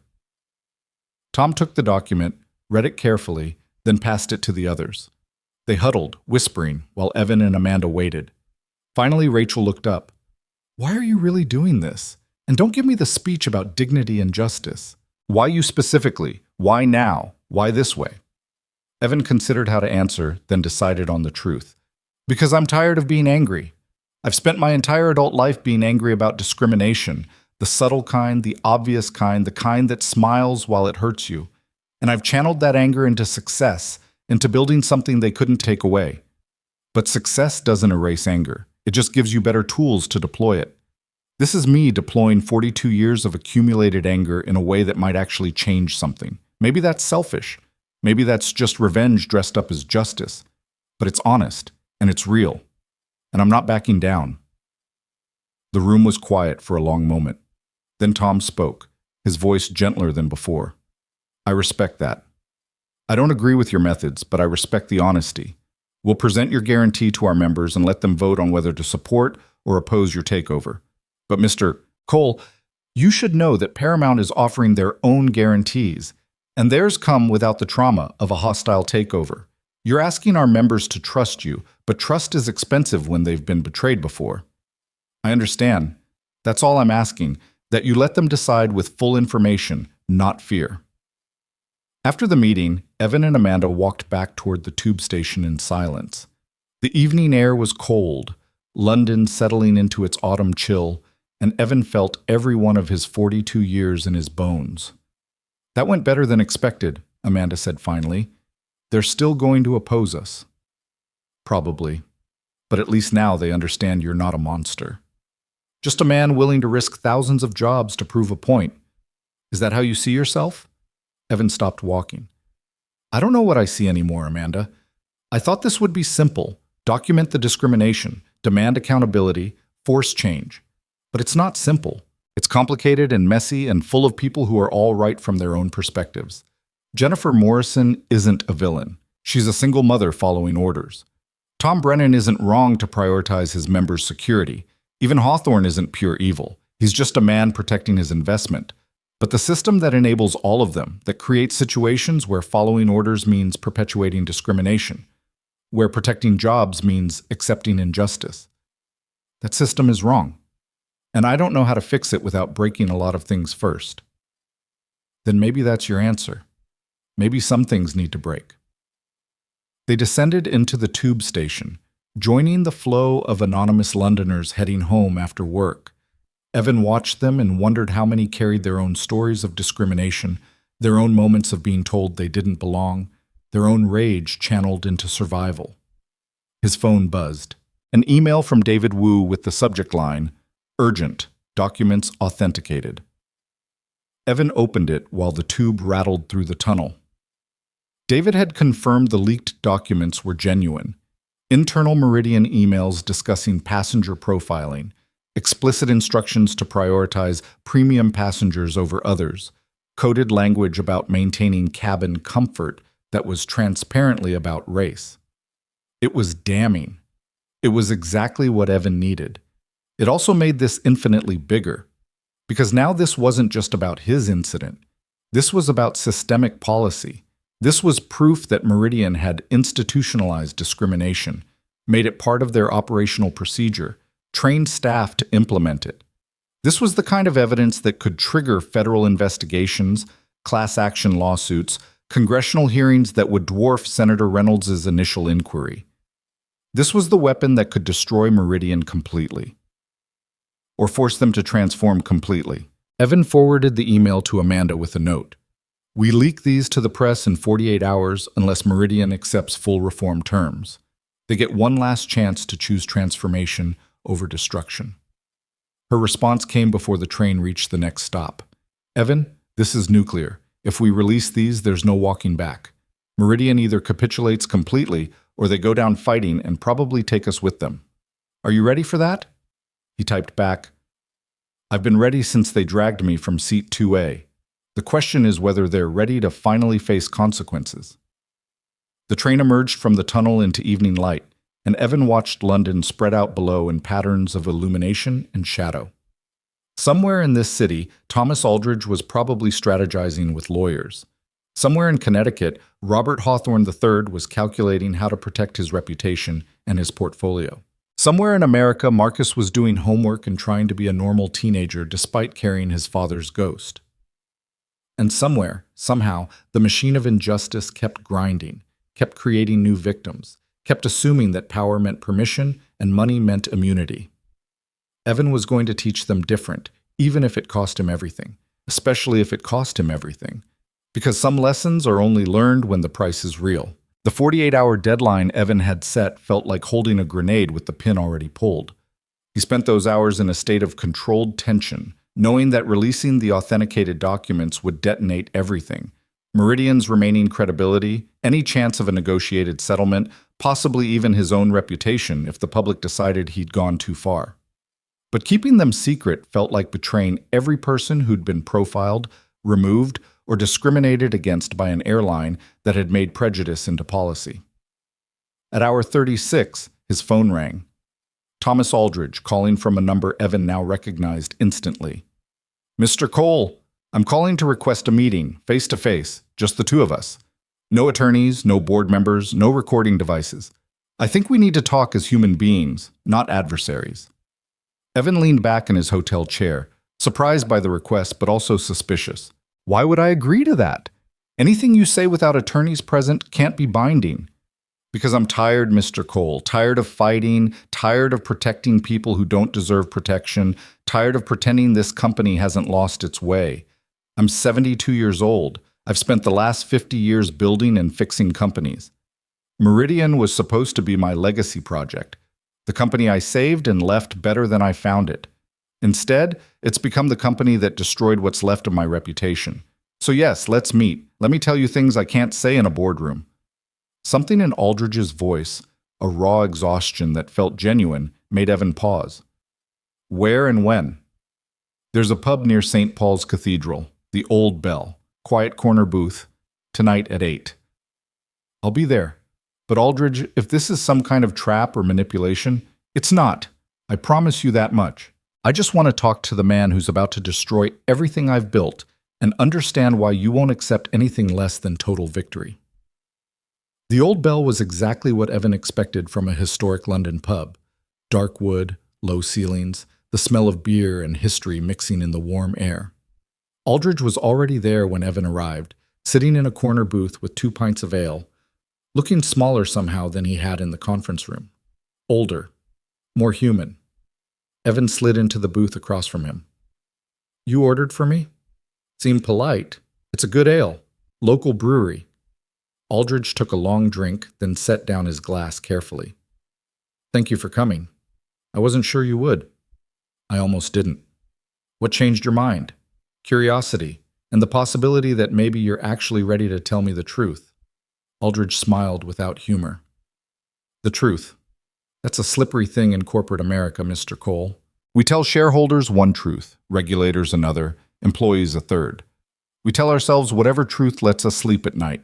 But yes, I'll try to tell you the actual truth, insofar as I understand it.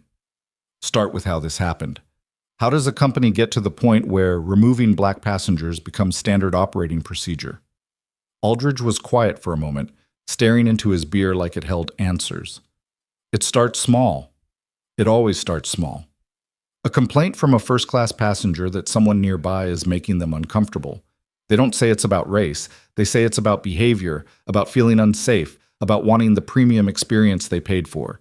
And you tell yourself you're just providing good customer service by moving passengers around.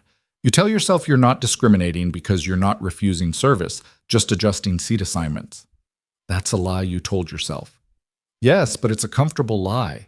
And then it happens again and again.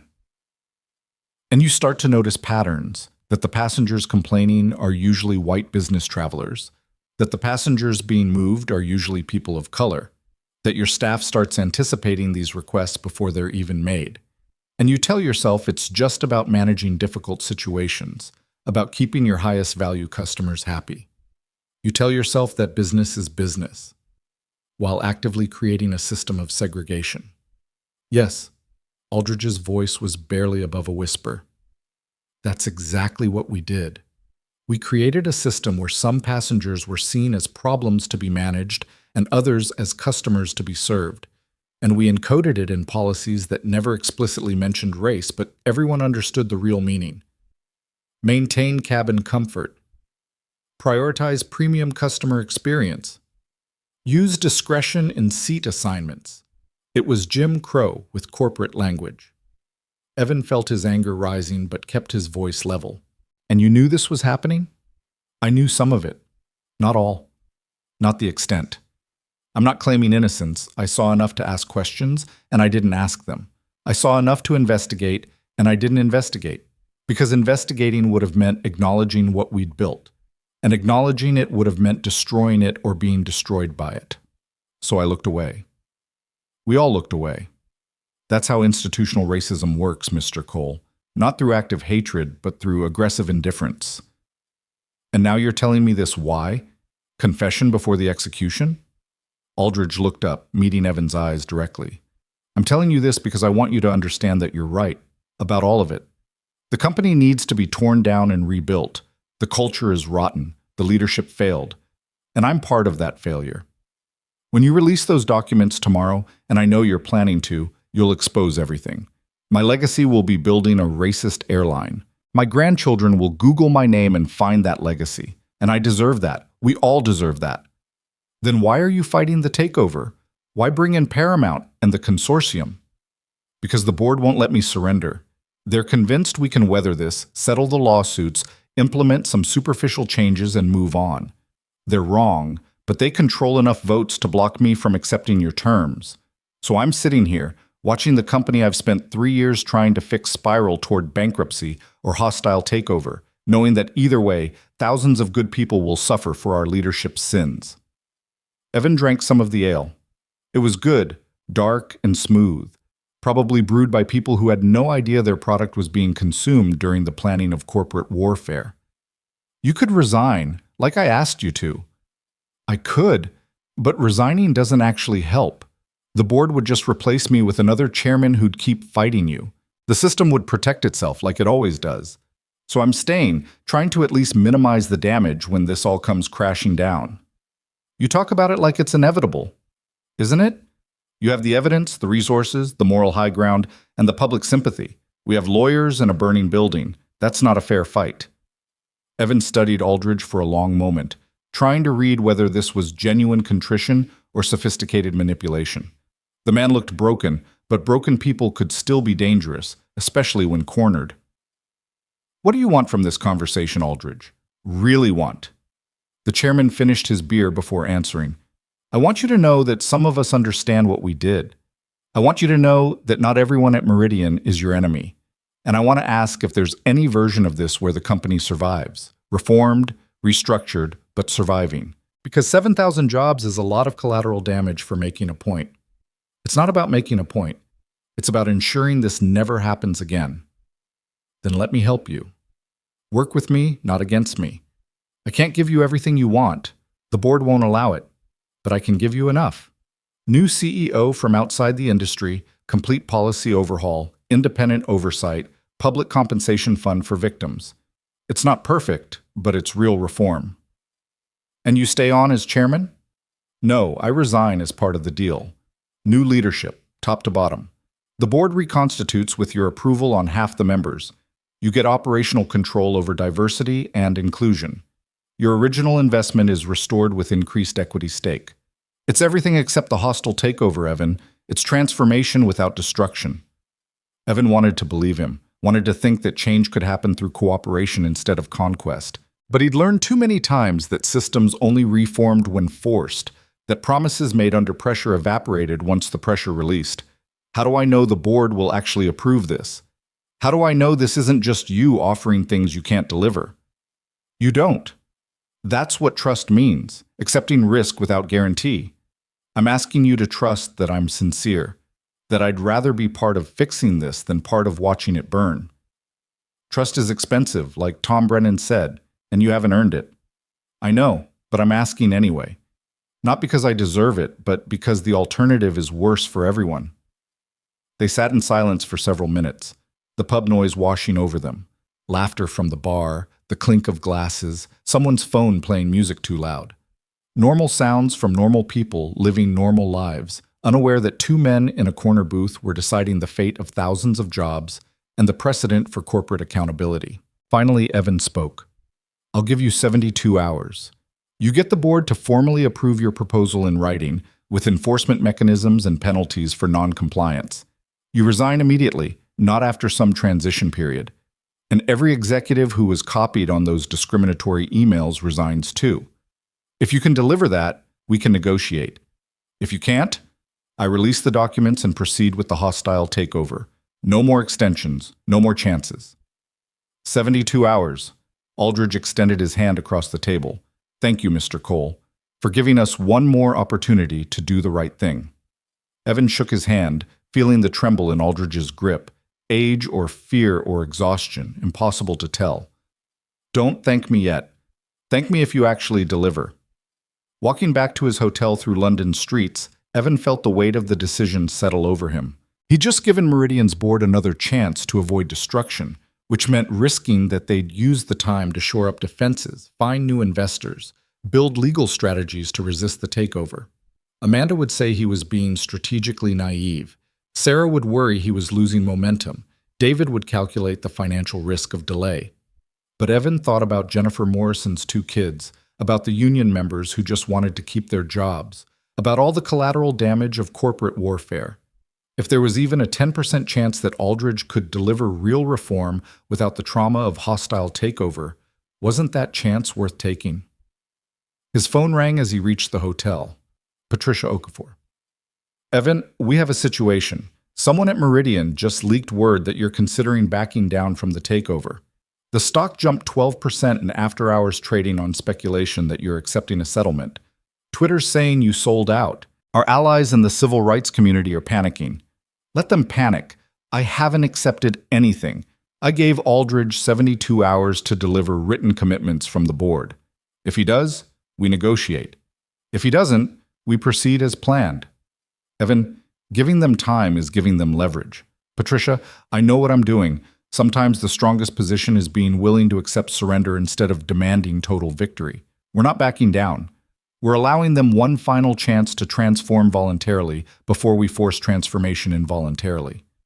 After he hung up, Evan found his suite filled with his team, all looking at him with expressions ranging from confusion to concern. Sarah stood up first. Evan, what happened at that meeting? What did Aldridge say that convinced you to delay? He told me the truth, about how the discrimination became policy, how they all looked away, how the system protected itself through collective indifference. He took responsibility in a way I haven't heard from any of them. It might have been manipulation, but it might have been genuine. And I decided that genuine contrition deserves one more chance. David shook his head. This is a mistake. In 72 hours, they'll have consolidated support, found new financing, and be better positioned to resist us. We should press the advantage while we have it. The advantage is evidence, David, not timing. That evidence exists in 72 hours just as much as it exists now. If anything, giving them rope to hang themselves makes the eventual exposure more damning if they fail to deliver. Amanda moved to the window, arms crossed, thinking. When she turned back, her expression was careful.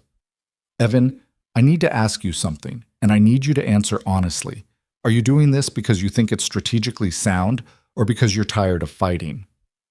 The question hit harder than Evan expected. Was he tired? Absolutely. Exhausted. Running on fumes and coffee and the diminishing returns of righteous anger. But was that why he'd given Aldridge the extension? Both, he admitted. I'm tired of fighting, and I think giving them one last chance is strategically sound. The public wants to see me as reasonable, not vindictive. If they reject this final offer, it proves I tried everything before going nuclear. It makes the eventual exposure more justified.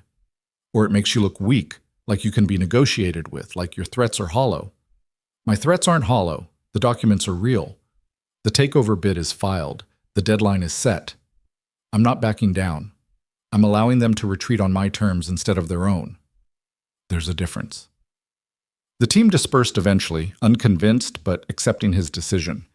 Evan knew they were right to be skeptical. In their position, he'd be skeptical too. But something about Aldridge's broken exhaustion had felt real in a way that corporate posturing never did. The man was defeated. The question was whether he could translate that defeat into actual change. The next morning brought a cascade of media coverage about Evan's supposed willingness to negotiate. Some outlets praised his reasonableness. Others accused him of selling out. Still others speculated he'd gotten a secret payout to back down. The narrative was fracturing further, and without Evan giving interviews to control it, every faction projected their own interpretation onto his silence. Marcus texted, "People are saying you gave up. Did you?"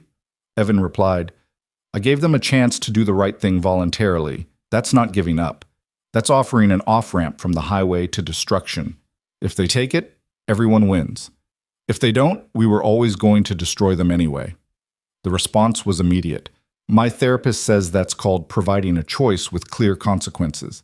She says it's emotionally mature. I think it's just scary because what if they pick wrong? Then they face the consequences," Evan typed back. "That's how accountability works." At hour 48, Aldridge called. "The board is meeting in 6 hours. I've presented your terms. There's significant resistance, especially from the executives who'd have to resign.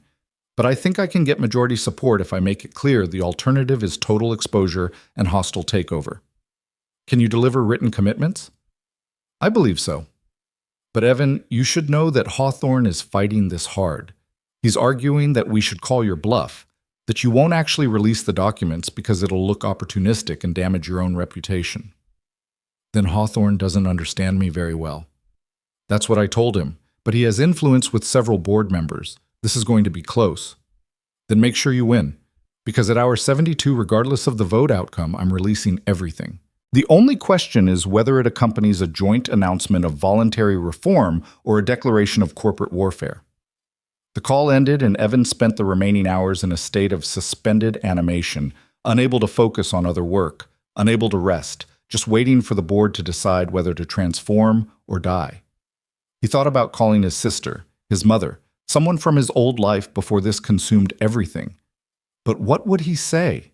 That he'd gambled 7,000 jobs on whether a desperate chairman could convince a self-protective board to commit corporate suicide for the greater good? At hour 71, with 60 minutes remaining before his deadline, Aldridge called. "I have the votes." "Barely. The board has approved your terms. I'm sending over the formal commitments now, in writing, with enforcement mechanisms, with penalty clauses. I resign effective immediately. The 5 executives copied on the discriminatory emails will resign within 48 hours. New CEO will be appointed from outside the industry with your consultation and approval. Complete policy overhaul with independent oversight. Public compensation fund for victims. Your investment restored with increased equity and operational control over diversity and inclusion." Evan pulled up the email as Aldridge spoke, scanning the document with Amanda reading over his shoulder. It was real, detailed, legally binding, everything he'd demanded. "There's one more thing," Aldridge said quietly. "A personal apology, not the corporate kind, the human kind. I'm sorry for what happened to you on that flight. I'm sorry for the culture that enabled it. I'm sorry for looking away when I should have looked closer. And I'm sorry that it took the threat of destruction to force us to do what we should have done years ago. You deserved better. Everyone who flew with us deserved better." "Apologies are just words without change," Evan said. "But thank you for saying it anyway. And thank you for actually delivering the change." After the call ended, Amanda let out a long breath. "You did it. You actually got everything you wanted without the hostile takeover." "Not everything. Aldridge is gone, but the board is mostly intact. The culture will take years to actually transform. And there's no guarantee the new leadership will follow through on their commitments. That's why we have enforcement mechanisms. That's why you have operational control and equity stake. You're not trusting them. You're forcing compliance while allowing them to pretend it was voluntary." Evan pulled up the documents one more time, reading through the details that would reshape Meridian Airlines. New CEO from outside the industry with proven diversity track record. Independent oversight board with actual authority. Public audit of all discrimination complaints from the last 7 years. Compensation fund starting at $5 million for verified victims. Mandatory bias training for all staff. Policy changes that made discrimination expensive through financial penalties. And Evan's increased stake, 35% equity plus operational control of diversity and inclusion, which meant he could force accountability even if leadership tried to backslide. It was, objectively, a massive victory. He'd forced an entire airline to restructure rather than face his wrath. He'd proven that accountability was possible if you had resources and refused to be bought off. He'd set a precedent that discrimination had real costs, that going viral wasn't just bad PR, but potentially fatal to business. So why did it feel incomplete? His phone buzzed. Jennifer Morrison.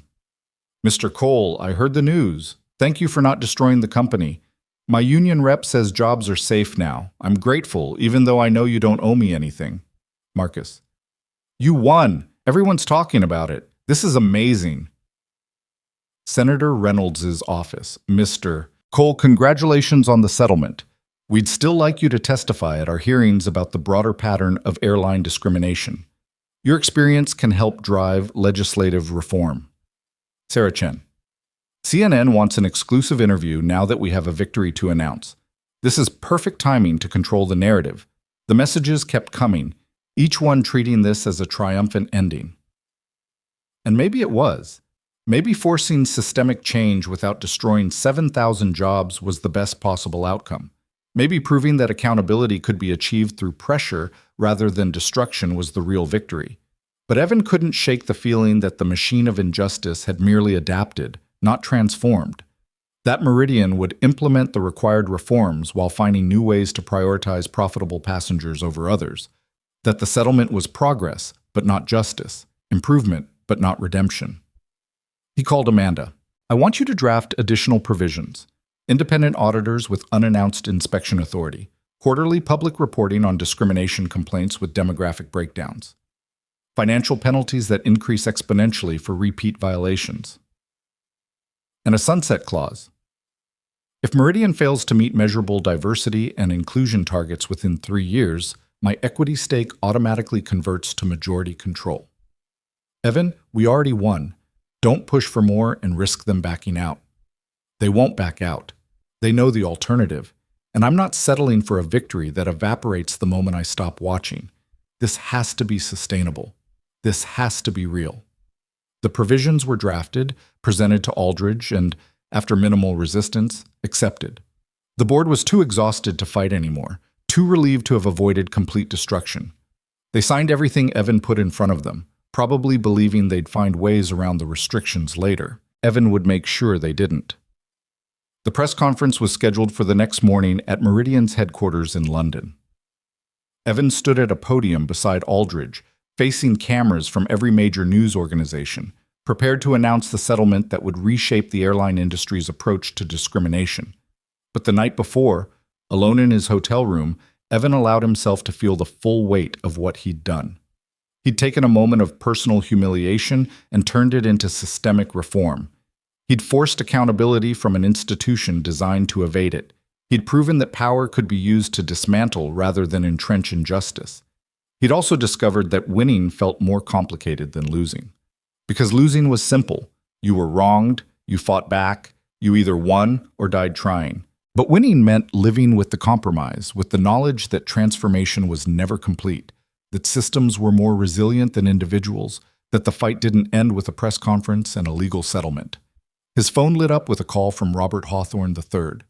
Evan considered ignoring it, then answered. "Mr. Cole, I'm calling to inform you that I'm divesting my stake in Meridian and resigning from the board. I believe my continued presence would be detrimental to the company's reform efforts. That's the smartest decision you've made in this entire situation. I also want to say..." Hawthorne paused, and Evan heard something he hadn't expected. "Shame. I want to say that I didn't think about what it meant when I requested that seat. I just wanted a window view for the long flight. I didn't think about you as a person, just as an obstacle to my comfort. And that's inexcusable. That's exactly the kind of casual cruelty that enables systemic discrimination. Yes, it is. I'm not asking for forgiveness. I don't deserve it. I'm just saying I understand now what I did. And I'm sorry." Evan thought about all the things he could say, all the anger he could deploy, all the ways he could twist the knife. Instead, he said simply, "Then make sure you never do it again. And if you see someone else about to do it, speak up." That's how you make amends, not through apologies, but through changed behavior and active resistance to injustice. After Hawthorne hung up, Evan sat in the dark hotel room and thought about Marcus's question from weeks ago. Can you really change stuff? For real? The answer was yes, you could change stuff. But the change was always incomplete, always contested, always requiring eternal vigilance to prevent backsliding. You could force accountability, but you couldn't force genuine transformation of hearts and minds. You could rebuild systems, but you couldn't erase the history that built them. But you could prove that fighting back was possible, that individual courage combined with resources and strategy could move mountains, that the arc of the moral universe didn't bend toward justice automatically. It bent because people like Evan grabbed it with both hands and pulled until something broke or changed. And sometimes that was enough. Sometimes proving it was possible was the point. The press conference the next morning was surreal. Evan stood beside Aldridge and announced the settlement to a room full of journalists who'd been expecting warfare and instead witnessed something closer to surrender. The questions came fast and aggressive, reporters sensing that the narrative they'd been building, righteous victim versus corporate villain, was more complicated than headlines allowed. Mr. Cole, critics are saying you essentially extorted Meridian into giving you control of the company. How do you respond?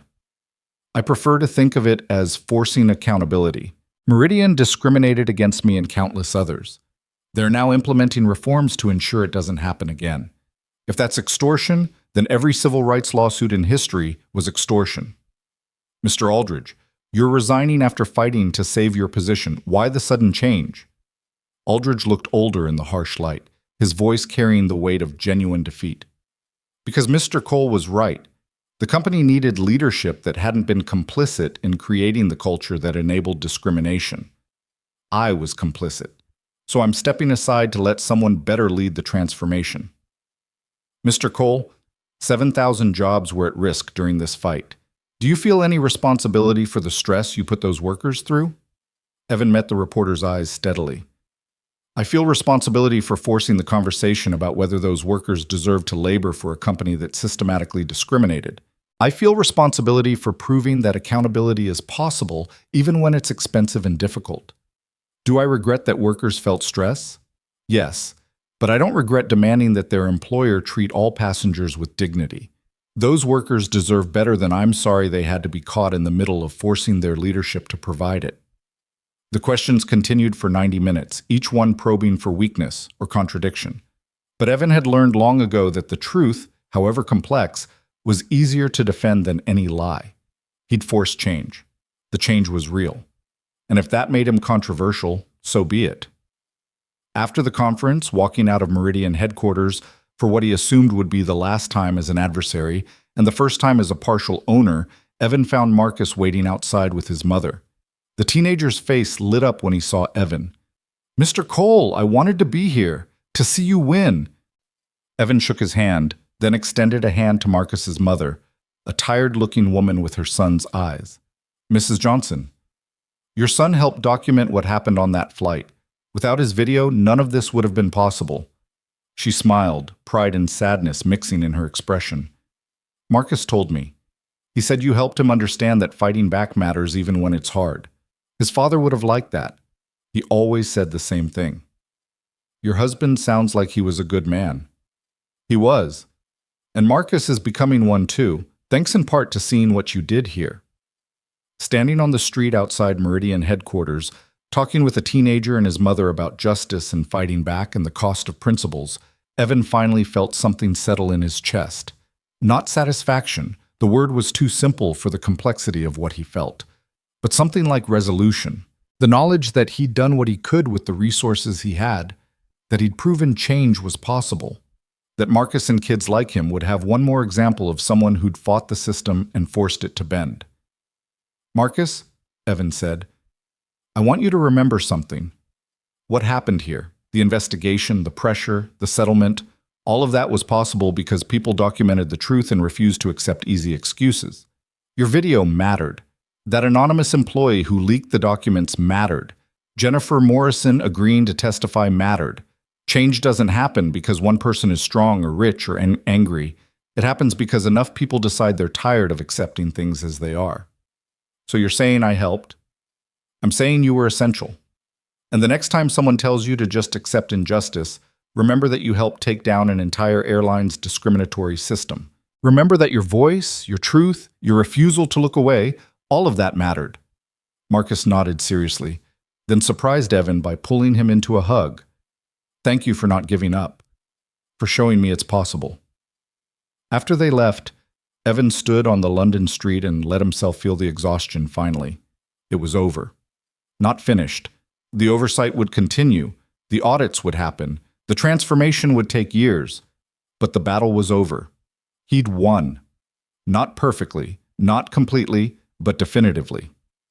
His phone buzzed one final time, a text from an unknown number. Mr. Cole, I'm the employee who leaked the documents. I'm writing because I need you to know why I did it. I watched them discriminate for years and said nothing because I needed my job. I watched them settle complaints quietly and destroy evidence and protect each other. I hated myself for staying silent. But when you refused to back down, when you kept fighting even when they offered you money to go away, I realized I had a choice. I could keep protecting them and hating myself, or I could risk everything to help you expose the truth. You gave me permission to be brave. Thank you for that. Thank you for proving that courage can win. Evan read the message 3 times, then saved it in a folder he labeled simply "Why." Because on the days when doubt crept in, when he questioned whether the cost had been worth it, when he wondered if anything had really changed, he'd need to remember this. He'd need to remember that courage was contagious, that fighting back inspired others to fight back, that systems only changed when enough people decided they were willing to pay the price of resistance. And he'd need to remember Seat 2A, the throne they'd fought to protect, the symbol of everything wrong with a system that valued comfort over dignity. That seat had cost them everything. And Evan Cole had made absolutely certain they'd never forget it. 6 months after the settlement, Evan Cole walked through the departures terminal at Newark Liberty International Airport carrying a single leather briefcase and a ticket for Seat 2A on Meridian Airlines Flight 447 to London. The ticket had been waiting for him at check-in, complimentary, first class, the same seat that had started everything. The gate agent who'd handed it to him had no idea about the history, just smiled professionally and wished him a pleasant flight. Evan had declined the gesture 3 times through official channels before finally accepting, not because he wanted special treatment, but because he needed to see what had changed, needed to measure the distance between the man who'd been dragged from this seat and the man who now controlled enough of the airline to ensure it never happened again. The terminal looked the same as it had that afternoon 6 months ago, but Evan moved through it differently now. Passengers recognized him. Some nodded respectfully, others stared with expressions ranging from admiration to resentment. A few approached asking for selfies or wanting to share their own discrimination stories. He accommodated what he could while maintaining forward momentum toward Gate 23. The same gate, the same flight number, a deliberate choice on his part to complete the circle. Amanda Torres had argued against this trip. Evan, you're tempting fate. What if something goes wrong? What if the reforms haven't actually taken hold and you end up dealing with another incident? The optics would be disastrous. But Evan needed to know, needed to sit in that seat as an owner rather than a victim, needed to see whether the promises made in legal documents translated to actual change in how people were treated at 30,000 feet. The gate area was crowded with the usual mix of business travelers and tourists, families corralling children and elderly passengers moving carefully with canes. Evan found a seat near the window and opened his laptop, reviewing the quarterly diversity report that Meridian's new CEO, Dr. Catherine Walsh, had sent over that morning. The numbers were promising. Discrimination complaints down 67%. Employee diversity training completion at 98%. Customer satisfaction scores up across all demographic groups. Independent auditors had flagged a few concerning incidents. A Latino family questioned extensively about documentation, a Muslim woman subjected to extra screening, but in both cases the new protocols had worked. Supervisors were notified, investigations launched, and the employees involved were retrained or, in one case, terminated. It wasn't perfect. Evan had learned that perfection was impossible in systems run by imperfect humans. But it was measurably better, and better was the only realistic goal. His phone buzzed with a text from Patricia Okafor, who was managing Cole Capital's day-to-day operations while Evan focused on Meridian oversight. Board meeting went well. The infrastructure deal in Lagos closed. Profits up 18% this quarter. You should come back to actual investing soon. You're too good at this to spend all your time babysitting an airline. Evan smiled despite himself. Patricia was right that he missed the pure strategy of investment, the intellectual challenge of finding undervalued opportunities and building them into successes. But Meridian had become more than an investment. It had become proof of concept for a different kind of capitalism, one where profit and principles didn't have to be adversaries. The boarding call came over the intercom, starting with passengers needing extra time, then moving through the groups. When first class was called, Evan stood and joined the line, acutely aware of the symbolic weight of this moment. Every step toward that plane was a step toward closure, or toward discovering that closure was impossible, that trauma didn't resolve just because you won the fight that caused it. The jetway felt longer than he remembered. The cabin door appeared like a threshold to a different timeline, one where the last 6 months had unfolded differently, where he'd just moved to economy and spent the flight angry but silent, where nothing had changed except his own diminished sense of dignity. But that wasn't what happened. That wasn't who he was. The flight attendant at the door was new, a young black woman whose name tag read Keisha Williams. Her eyes widened slightly when she saw him. "Mr. Cole, welcome aboard. It's an honor to have you flying with us today." "Thank you, Keisha. How long have you been with Meridian?" 3 months, sir. I was hired as part of the new recruitment initiative, the one that prioritized diversity in hiring. She lowered her voice slightly. "I need to tell you, Mr. Cole, that initiative changed my life. I'd applied to airlines for 2 years and kept getting rejected. The day Meridian called with an offer, I cried. So thank you for whatever you did that made them finally see people like me as belonging here." Evan felt something tight in his chest loosen slightly. "You belong here because you're qualified and professional, Keisha, not because of me, but I'm glad the door was opened." He moved through the cabin toward row 2, hyper-aware of every detail. The seats looked the same, leather, wide, comfortable. But the atmosphere felt different, less stratified, less like entering a space where your value was predetermined by the price of your ticket and the color of your skin. Seat 2A sat empty, waiting. The window seat. The throne that had cost an airline its complacency and its chairman his legacy. Evan settled into it, placed his briefcase in the space under the seat ahead, and looked out the same window he'd looked through 6 months ago. The tarmac was the same. The sky was the same. The physics of flight were unchanged. But everything else was different. "Mr. Cole?" Another flight attendant approached, an older white man with kind eyes and careful posture. His name tag read Michael Chang. "I wanted to introduce myself. I was working this route 6 months ago when the incident occurred. I was in the back cabin, so I didn't see what happened until later, but I want you to know that I reported it to my supervisor. I told them it was wrong. They dismissed my complaint, said it was handled appropriately. I should have pushed harder, should have gone above my supervisor. I'm sorry I didn't." Evan looked at him carefully, measuring the sincerity. "Michael, the fact that you reported it at all took courage. Most people would have stayed silent. It didn't feel like courage.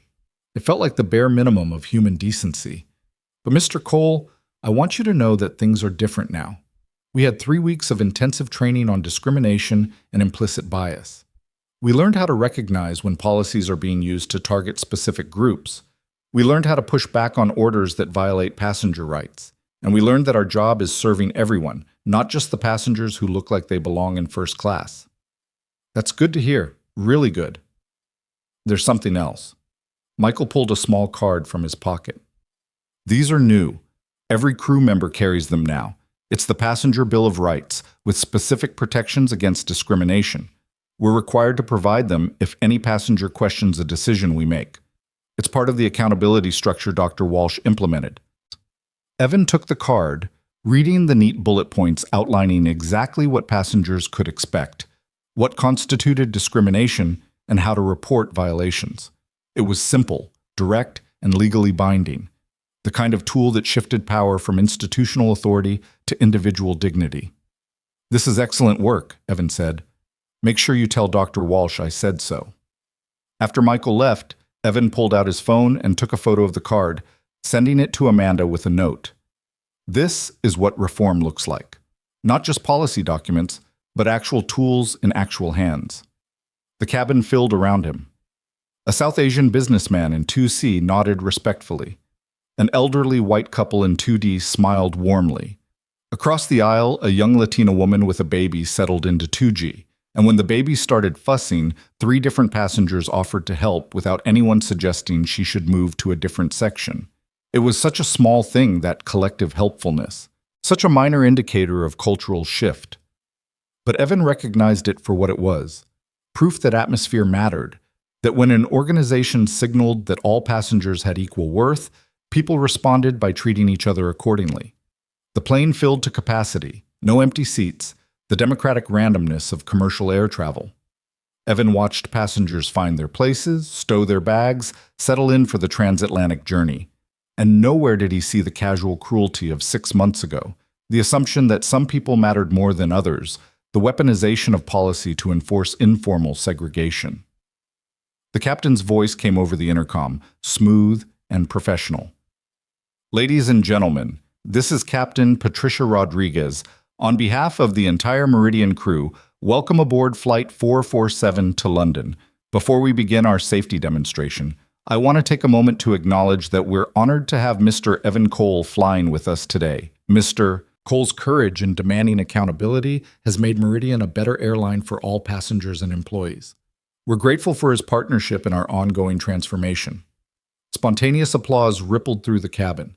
Evan felt his face warm with embarrassment and something deeper, recognition that his individual fight had resonated with people tired of accepting indignity as the price of participation. He raised a hand in brief acknowledgement, then deliberately looked away, not wanting to make this flight about him. It needed to be about the system, about the change, about proving that reform was possible and sustainable. The flight attendants began the safety demonstration, and Evan noticed something new. The crew was visibly diverse, representing a range of races, ages, body types, and apparent abilities. One flight attendant used sign language while demonstrating the oxygen mask procedure. Another spoke the announcement in Spanish, then Arabic, then Mandarin. It was deliberate inclusion, the kind that cost money and required effort, the kind that happened only when leadership actually valued diversity instead of just claiming to. The plane pushed back from the gate, taxied toward the runway, and lifted into the gray New Jersey sky.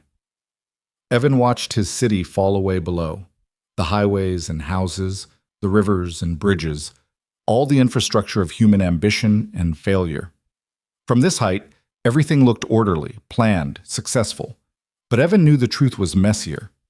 Knew that even now, somewhere down there, someone was being discriminated against, told they didn't belong, having their dignity stripped by systems designed to sort humans into categories of worth. But now there was precedent. Now there was proof that fighting back could work. Now there was Meridian Airlines as an example of forced transformation, imperfect but real. His laptop chimed with an incoming video call. Dr. Catherine Walsh, the new CEO, her face appearing on screen with a London skyline behind her. Evan, I heard you're on the flight. How's it going? Better than last time, he said with deliberate understatement. The crew is excellent. The atmosphere feels genuinely different. That's intentional. We've rebuilt the culture from the ground up, new training, new hiring practices, new accountability structures. But I'm not calling to pat ourselves on the back. I'm calling because we have a situation I need your advice on. Evan's attention sharpened. What kind of situation? A gate agent in Dallas made a decision yesterday that's concerning. An elderly Muslim couple was told they couldn't board because their documentation looked suspicious. They had valid passports and tickets, but the agent claimed their travel patterns, frequent trips to Pakistan, indicated potential security risks. The couple filed a discrimination complaint, and our new protocols mean we're investigating immediately. What does the investigation show so far? That the gate agent has a history of questioning Muslim passengers at rates significantly higher than other agents. That she received the same anti-discrimination training as everyone else, but apparently didn't internalize it. And that her supervisor knew about the pattern, but didn't intervene because the agent never explicitly stated racial motivations. So what are you doing about it? Catherine's expression was serious. I've suspended the agent pending investigation completion. I've also suspended her supervisor for failing to act on a clear pattern. But Evan, this is where I need your guidance. The agents' union is threatening to file a grievance, claiming we're overreacting to what they call legitimate security concerns. They're arguing that anti-terrorism screening necessarily involves profiling, and we're punishing her for doing her job. Evan leaned back in his seat, thinking through the implications. This was the test he'd known would come. The moment when the reform system faced actual resistance from people who believed the old way was justified. Catherine, here's what you tell the union. Security concerns are legitimate. Profiling is not. If the agent had flagged the couple based on actual behavior or documentation issues that would apply to any passenger, that would be appropriate. But flagging them because they're Muslim and travel to Pakistan is textbook discrimination. It assumes guilt based on identity rather than evidence. That's exactly what we rebuilt Meridian to prevent. The union's going to fight this. They're talking about a work action if we don't reinstate her. Let them fight. Let them make it public. Let everyone see that Meridian's commitment to non-discrimination is real, even when it costs us money and convenience. Because if we back down now, if we let the union bully us into accepting profiling, then everything we've built is a lie. We become exactly what I accused you of being 6 months ago. A company that talks about values but abandons them when enforcement becomes expensive. Catherine nodded slowly. I was hoping you'd say that. I needed to hear it from you because the board is wavering. They're worried about operational disruptions and public backlash from people who think security should override discrimination concerns. The board is always going to waver. That's what boards do. Your job is holding the line. My job as a major shareholder with operational control over diversity and inclusion is supporting you in holding that line. So hold it, Catherine. Fire the agent if the investigation confirms the pattern. Fire the supervisor for enabling it. And if the union strikes, we'll hire replacements who understand that security and dignity aren't opposing values. After the call ended, Evan sat with the weight of that decision. Firing people, risking strikes, accepting operational disruptions. All of it was expensive and difficult. But that was the price of actual reform. Not the easy part where you write new policies and give speeches about values. The hard part where you enforce those policies even when enforcement hurts. The flight settled into its rhythm. Meals were served with courteous efficiency. The in-flight entertainment cycled through movies and shows. Passengers dozed or worked or read. Normal air travel, remarkable only in its unremarkableness. But to Evan, that unremarkableness was the victory. The absence of drama, the lack of incidents, the boring normalcy of being treated like any other passenger. That was what he'd fought for. Not special treatment, not revenge. Just the radical ordinariness of being allowed to exist without constant assessment of whether he belonged. His phone buzzed with a text from Marcus. Mr. Cole, I got accepted to Princeton, early admission. I'm going to study political science and then law school. I want to fight these battles legally, the way you did. Thank you for showing me it's possible. Evan read the message 3 times, feeling something that might have been pride, or might have been the weightlessness of knowing that his fight had mattered beyond himself. He typed back, Congratulations, Marcus. Princeton is lucky to have you. And the legal profession is going to need people like you who understand that justice isn't abstract.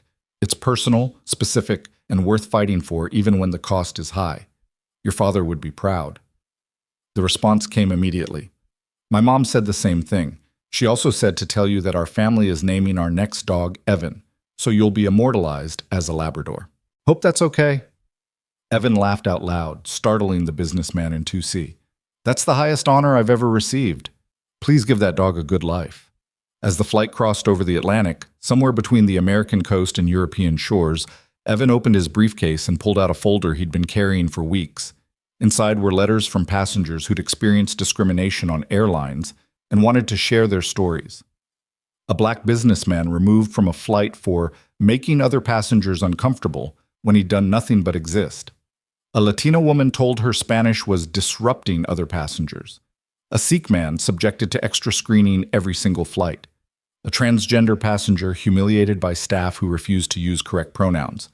Hundreds of letters, thousands of incidents. A systematic record of how commercial aviation had become a space where discrimination was normalized, where the economics of premium service created hierarchies that mapped too neatly onto racial and cultural categories. Evan had read every letter, had responded to many personally, had used several as the foundation for the expanded discrimination investigations that were now looking beyond Meridian to the industry as a whole. Senator Reynolds's hearings had become a vehicle for exposing patterns across multiple airlines, with Meridian as the case study in how reform was possible if leadership was willing to pay the price. But these letters also reminded Evan that his victory was partial, that changing one airline didn't erase the structural problems that affected millions of passengers. The work was just beginning, not ending. His laptop chimed again. This time, an email from Robert Hawthorne III, subject line simply, amends. Evan almost deleted it unread, then curiosity won. He opened the message. Mr. Cole, I'm writing because I've spent 6 months thinking about what happened and my role in it. You were right that I'd never questioned my comfort, never considered that my request had consequences for another human being. I treated you as an obstacle rather than a person. That's inexcusable, and I can't undo it, but I can do something forward-looking. I've established a foundation focused on fighting discrimination in commercial spaces, airlines, hotels, restaurants, anywhere people are sorted into hierarchies of worth. The initial funding is $10 million from my personal wealth. I'm naming it the Dignity Initiative, and I'd like you to serve on the advisory board. I know I don't deserve your cooperation, but I'm asking anyway because the work matters more than my ego. Please consider it. Respectfully, Robert Hawthorne. Evan stared at the message for a long time. This was exactly the kind of performative redemption that rich people bought when they wanted to rehabilitate reputations without actually changing. And yet, $10 million was real money that could fund real work. Turning it down because of Hawthorne's motivations would be cutting off his nose to spite his face. He typed back, Robert, I'll serve on the advisory board on one condition. You step back from any public role. No press conferences, no taking credit, no using this foundation to rehab your image. The work is the work. If you fund it sincerely, I'll help guide it effectively. But this isn't about your redemption. It's about preventing the next person from experiencing what I experienced. If you can accept that, send me the foundation documents and I'll review them. The response came within minutes. Accepted. Thank you for giving me the chance to do something useful. The documents will be in your inbox by tomorrow. The plane began its descent toward London, the English countryside spreading below in geometric patterns of fields and villages. Evan had made this flight dozens of times for business, but never had it felt as weighted with meaning as this return journey. The completion of a circle, the proof of transformation, the evidence that the fight had been worth fighting. The landing was smooth, the taxiing efficient, the arrival at the gate unremarkable. Passengers gathered their belongings and shuffled toward the exit, thanking the crew with varying degrees of sincerity. Evan waited until most had departed before standing, taking his time, savoring the moment of being just another passenger, ending just another flight. At the door, Keisha Williams was waiting. Mr. Cole, I hope your flight was satisfactory. It was excellent, Keisha. Better than excellent. It was exactly what air travel should be, safe, comfortable, and dignified for everyone aboard. That means a lot, sir. We're trying, every day. We're trying to be better. That's all anyone can ask. Walking through Heathrow's corridors toward customs, Evan felt his phone buzz with a final message. From Amanda. The quarterly audit results are in. Meridian exceeded every target we set. Discrimination complaints down 73% now. Employee satisfaction up. Customer satisfaction up. Stock price recovering. Evan, you did it. You actually rebuilt an airline's culture. I didn't think it was possible, but you proved me wrong. He typed back as he walked. We did it. And we're not done. This is just proof of concept. Now we scale it. Other airlines, other industries, other systems that need disruption. The fight doesn't end. It just gets bigger. At customs, the officer looked at Evan's passport, then up at his face, recognition flickering. Mr. Cole? The gentleman from the Meridian situation? That's me. Well, welcome to London, sir, and thank you. My brother is a flight attendant for British Airways. He told me your situation changed conversations across the entire industry, made it easier for him to push back on discrimination when he sees it. So thank you for that. Tell your brother to keep pushing back. That's how change sustains itself, when everyone refuses to look away. Outside the airport, London's grey morning wrapped around him like a familiar coat. Evan had meetings scheduled, business to conduct, investments to manage. The normal work of building wealth and influence that had defined his adult life. But something fundamental had shifted. He was no longer just Evan Cole, successful investor. He was Evan Cole, the man who'd forced an airline to its knees and rebuilt it better. That reputation brought opportunities and burdens. Companies wanted his investment because it signaled they valued diversity. Civil rights organizations wanted his money and platform. Politicians wanted his endorsement. Everyone wanted a piece of the moral authority he'd earned by refusing to back down. He'd have to be careful with that authority, conscious that it could be exploited or diluted, that winning one battle didn't make him infallible or beyond criticism. But for now, standing in the London morning with the completed journey behind him, Evan allowed himself to feel something uncomplicated. Pride. Relief. The bone-deep satisfaction of having fought and won, of having proven that individual courage combined with resources and strategy could bend systems that seemed immovable. His phone rang. His mother calling from Brooklyn. "Evan, baby, I just watched the news. They said you flew Meridian again, in that same seat. Are you trying to give your mother a heart attack?" "Hi, Mom. No heart attacks. The flight was perfect. Everything we fought for is actually working. I'm proud of you, you know. Scared to death, but proud. Your father would be proud too." Evan felt his throat tighten. His father had died when Evan was 19, a construction worker who'd spent his life building other people's buildings and died never owning anything himself. Who told Evan that the only way to win in America was to be so undeniably excellent that they couldn't ignore you, so strategically smart that they couldn't dismiss you, so financially independent that they couldn't control you. "I know, Mom, I did this for him, for you, for everyone who couldn't fight back. Just promise me one thing, baby. Promise me you'll rest sometimes. You can't save the whole world." "I'm not trying to save the whole world. Just the parts I can reach. That's all any of us can do."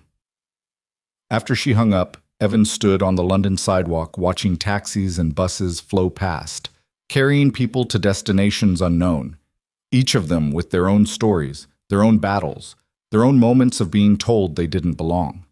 He couldn't fight for all of them, couldn't fix every system, couldn't erase centuries of discrimination with one airline settlement, but he'd proven it was possible to fight and win, proven that accountability could be forced, proven that the arc of justice bent not automatically but through the sustained pressure of people who refused to accept injustice as inevitable.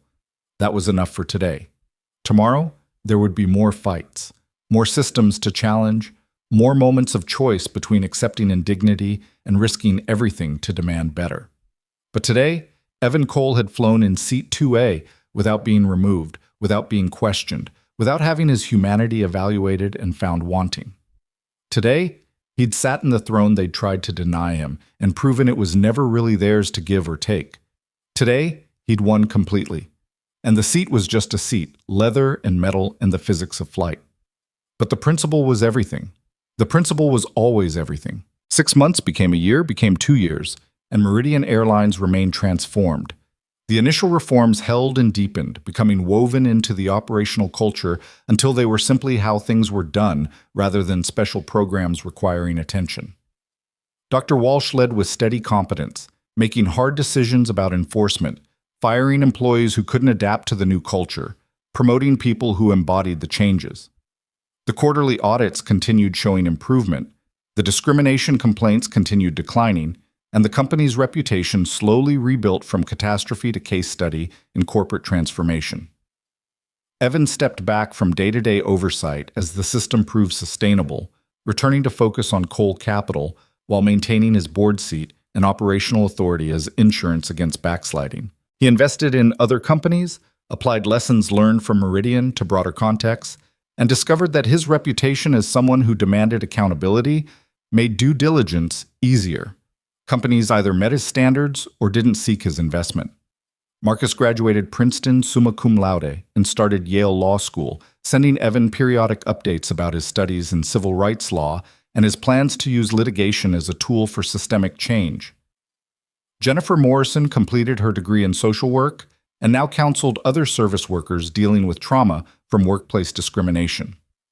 The anonymous Meridian employee who'd leaked the documents eventually came forward publicly, wrote a memoir about corporate whistleblowing, and became an advocate for protecting people who exposed institutional wrongdoing. Robert Hawthorne III's Dignity Initiative funded dozens of discrimination lawsuits, established training programs for frontline service workers, and created a public database of companies with patterns of discriminatory behavior. Hawthorne kept his word about staying out of the public eye, letting the work speak for itself rather than using it for reputation rehabilitation. Senator Reynolds' hearings led to new federal regulations on airline discrimination, stronger enforcement mechanisms, and substantial fines for violations. 3 other airlines besides Meridian faced investigations, and 2 implemented major reforms to avoid Meridian's fate. The industry didn't transform overnight, but the calculus changed. Discrimination became expensive in ways it hadn't been before, and that economic pressure created space for cultural change. And through it all, Evan Cole returned periodically to Seat 2A on Flight 407, not because he needed to prove anything anymore, but because the flight had become a meditation on how far things had come and how far they still needed to go. Each time, he observed small signs of progress and small signs of resistance, the ongoing negotiation between systems trying to protect themselves and people trying to force accountability. On one flight, 3 years after the original incident, an elderly white man in first class complained that the child sitting behind him, a young black girl, was kicking his seat. The flight attendant's response was immediate and unequivocal. "Sir, children sometimes fidget on long flights. If you'd like to move to another seat, we can accommodate that. But we don't ask families to move because other passengers are uncomfortable." The man had grumbled but accepted the boundary, and the family had flown unmolested. It was such a small moment, such a minor victory. But Evan recognized it for what it was. Proof that the default had shifted, that the burden was now on complainants to justify their discomfort rather than on marginalized passengers to justify their presence. That was the real transformation. Not dramatic headlines or legal settlements, but the quiet recalibration of who owed whom an explanation for existing in shared space. Years later, when Evan was invited to speak at Princeton's graduation, he chose to tell the story of Seat 2A. Not as a tale of personal triumph, but as an example of how individual moments of resistance connected to larger patterns of change. He stood at the podium looking out at thousands of graduates, their futures spreading before them like unexplored territory, and he told them the truth about fighting systems. "What happened to me on that flight wasn't unique," he said. "It was mundane, routine, the kind of discrimination that happens thousands of times daily to people who don't have the resources to fight back. The only unusual thing was that I did fight back, and I had the privilege of resources that made fighting possible. But here's what I learned. Fighting isn't enough. Winning isn't enough. The real work begins after the victory, in the sustained effort of making sure the change holds, in the daily vigilance of preventing backsliding, in the unglamorous labor of building systems that are actually accountable." He paused, looking at Marcus in the front row, now Dr. Marcus Johnson, preparing for a career in civil rights law. "Some of you will face moments of choice where staying silent is easier than speaking up, where accepting indignity costs less than demanding justice. I can't tell you what to do in those moments, but I can tell you that if you choose to fight, the fight is long and complicated and often unsatisfying. You rarely get perfect victories. You often get partial reforms that require constant maintenance. You frequently discover that winning creates new problems you didn't anticipate, but you also get to live with yourself, knowing you refuse to accept injustice as permanent, knowing you proved that change was possible even when everyone said it wasn't." The graduates applauded, and Evan stepped away from the podium feeling both proud and melancholy. Proud of what had been accomplished, melancholy about how much remained undone. The work of justice was never finished, just passed from generation to generation, each cohort pushing the line a little further before handing the responsibility forward. Later that evening, sitting in his hotel room, Evan received an email with the subject line, "From the passenger in 2A." His finger hovered over the delete button. He'd received countless messages over the years from people claiming to be that passenger, usually wanting money or attention. But something made him open this one. "Mr. Cole, I'm writing because I need to tell you something I should have said years ago. I was the passenger given your seat on Flight 447. My name is Robert Hawthorne III, and I've already apologized through other channels, but I need to apologize directly one more time. I wasn't just given that seat, I demanded it. I called someone at Meridian and used my board connection to insist they accommodate me. I treated you as an inconvenience, not a person. And watching what you've accomplished since then, seeing how you've transformed not just an airline, but an industry's approach to discrimination, has forced me to confront the casual cruelty of my privilege. I'm not writing to ask for forgiveness. I'm writing to tell you that your fight changed me, made me see how I'd moved through the world assuming my comfort mattered more than other people's dignity. I'll spend the rest of my life trying to make amends for that assumption. Thank you for refusing to let me remain comfortable in my ignorance." Evan read the message twice, then closed his laptop without responding. Some apologies didn't require acceptance or rejection. They just needed to exist as acknowledgement that harm had been done and recognized. Maybe Hawthorne had genuinely changed. Maybe he was still performing reformation while protecting his core privilege. It didn't matter anymore.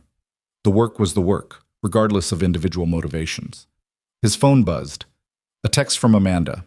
"Meridian just announced they're naming their new diversity training center after you. Thought you should know before it goes public. Congratulations. You're about to become a permanent part of airline industry lore." Evan smiled despite himself, immortalized not as a businessman or investor, but as the man who'd refused to move from a seat. There were worse legacies. He typed back, "Only if they also name it after everyone who couldn't fight back. This was never just about me." The response came quickly. "Already done. It's called the Dignity and Accountability Center in honor of all passengers who experience discrimination. Your name is just first on the plaque." That felt right. A collective monument to collective struggle, with Evan's role acknowledged but not centered. Because the truth was that his fight had been possible only because thousands of others had fought smaller battles before him, creating the cultural foundation that made his demand for accountability legible. He stood on shoulders just as Marcus would stand on his, an infinite chain of resistance connecting past to future. Late that night, unable to sleep, Evan pulled up the original video that Marcus had taken 3 years ago. He'd watched it countless times, but always from the outside, analyzing it strategically for legal purposes or public relations implications. This time, he just watched it as documentation of a moment when everything changed. There he was on the small screen, calm and dignified as security dragged him from his seat. There were the other passengers, some recording, some looking away, some shouting objections. There was Jennifer Morrison, rigid with the certainty of authority. There was the cabin that had become a stage for the playing out of centuries of assumptions about who belonged where. And there, barely visible in the frame's corner, was seat 2A after he'd been removed. Empty for just a moment before Hawthorne claimed it, that brief vacancy representing the space where dignity should have been but wasn't, where policy should have protected but instead enabled harm. Evan closed the video and looked out his hotel window at Princeton's campus, where tomorrow's fighters were sleeping in dorms, preparing for battles not yet imagined. They'd face their own moments of choice, their own decisions about whether to stay silent or speak up, their own calculations about whether the cost of resistance was worth paying. Some would stay silent, and that was okay. Survival was legitimate, self-preservation was valid, not everyone could afford to be a hero, but some would fight, and those fights would push the boundaries a little further, create a little more space for the next generation, prove that change was possible even when it seemed impossible. And somewhere, somehow, the work would continue. The work always continued. Because justice wasn't a destination, it was a direction, a constant movement toward better even when better felt impossibly far away. And the only way to fail was to stop moving, to accept that this was as good as it could get, to surrender to the comfortable lie that systems couldn't change because they'd always been this way. Evan Cole had refused that lie. He'd refused it in seat 2A when he declined to move. He'd refused it when he suspended his investment and forced accountability. He'd refused it when he rebuilt an airline's culture from the ground up.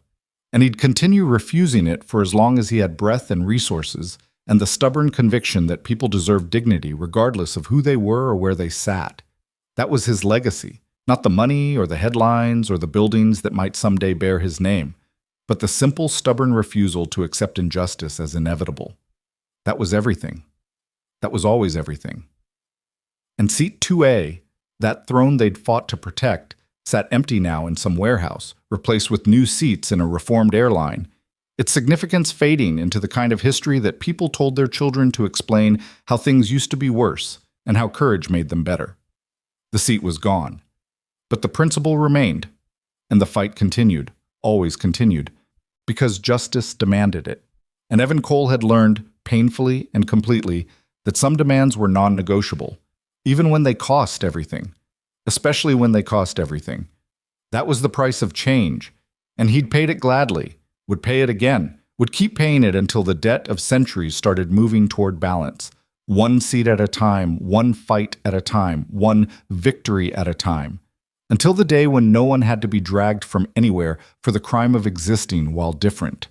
That day wasn't here yet, but it was closer than it had been, and that was enough to keep fighting. That was always enough.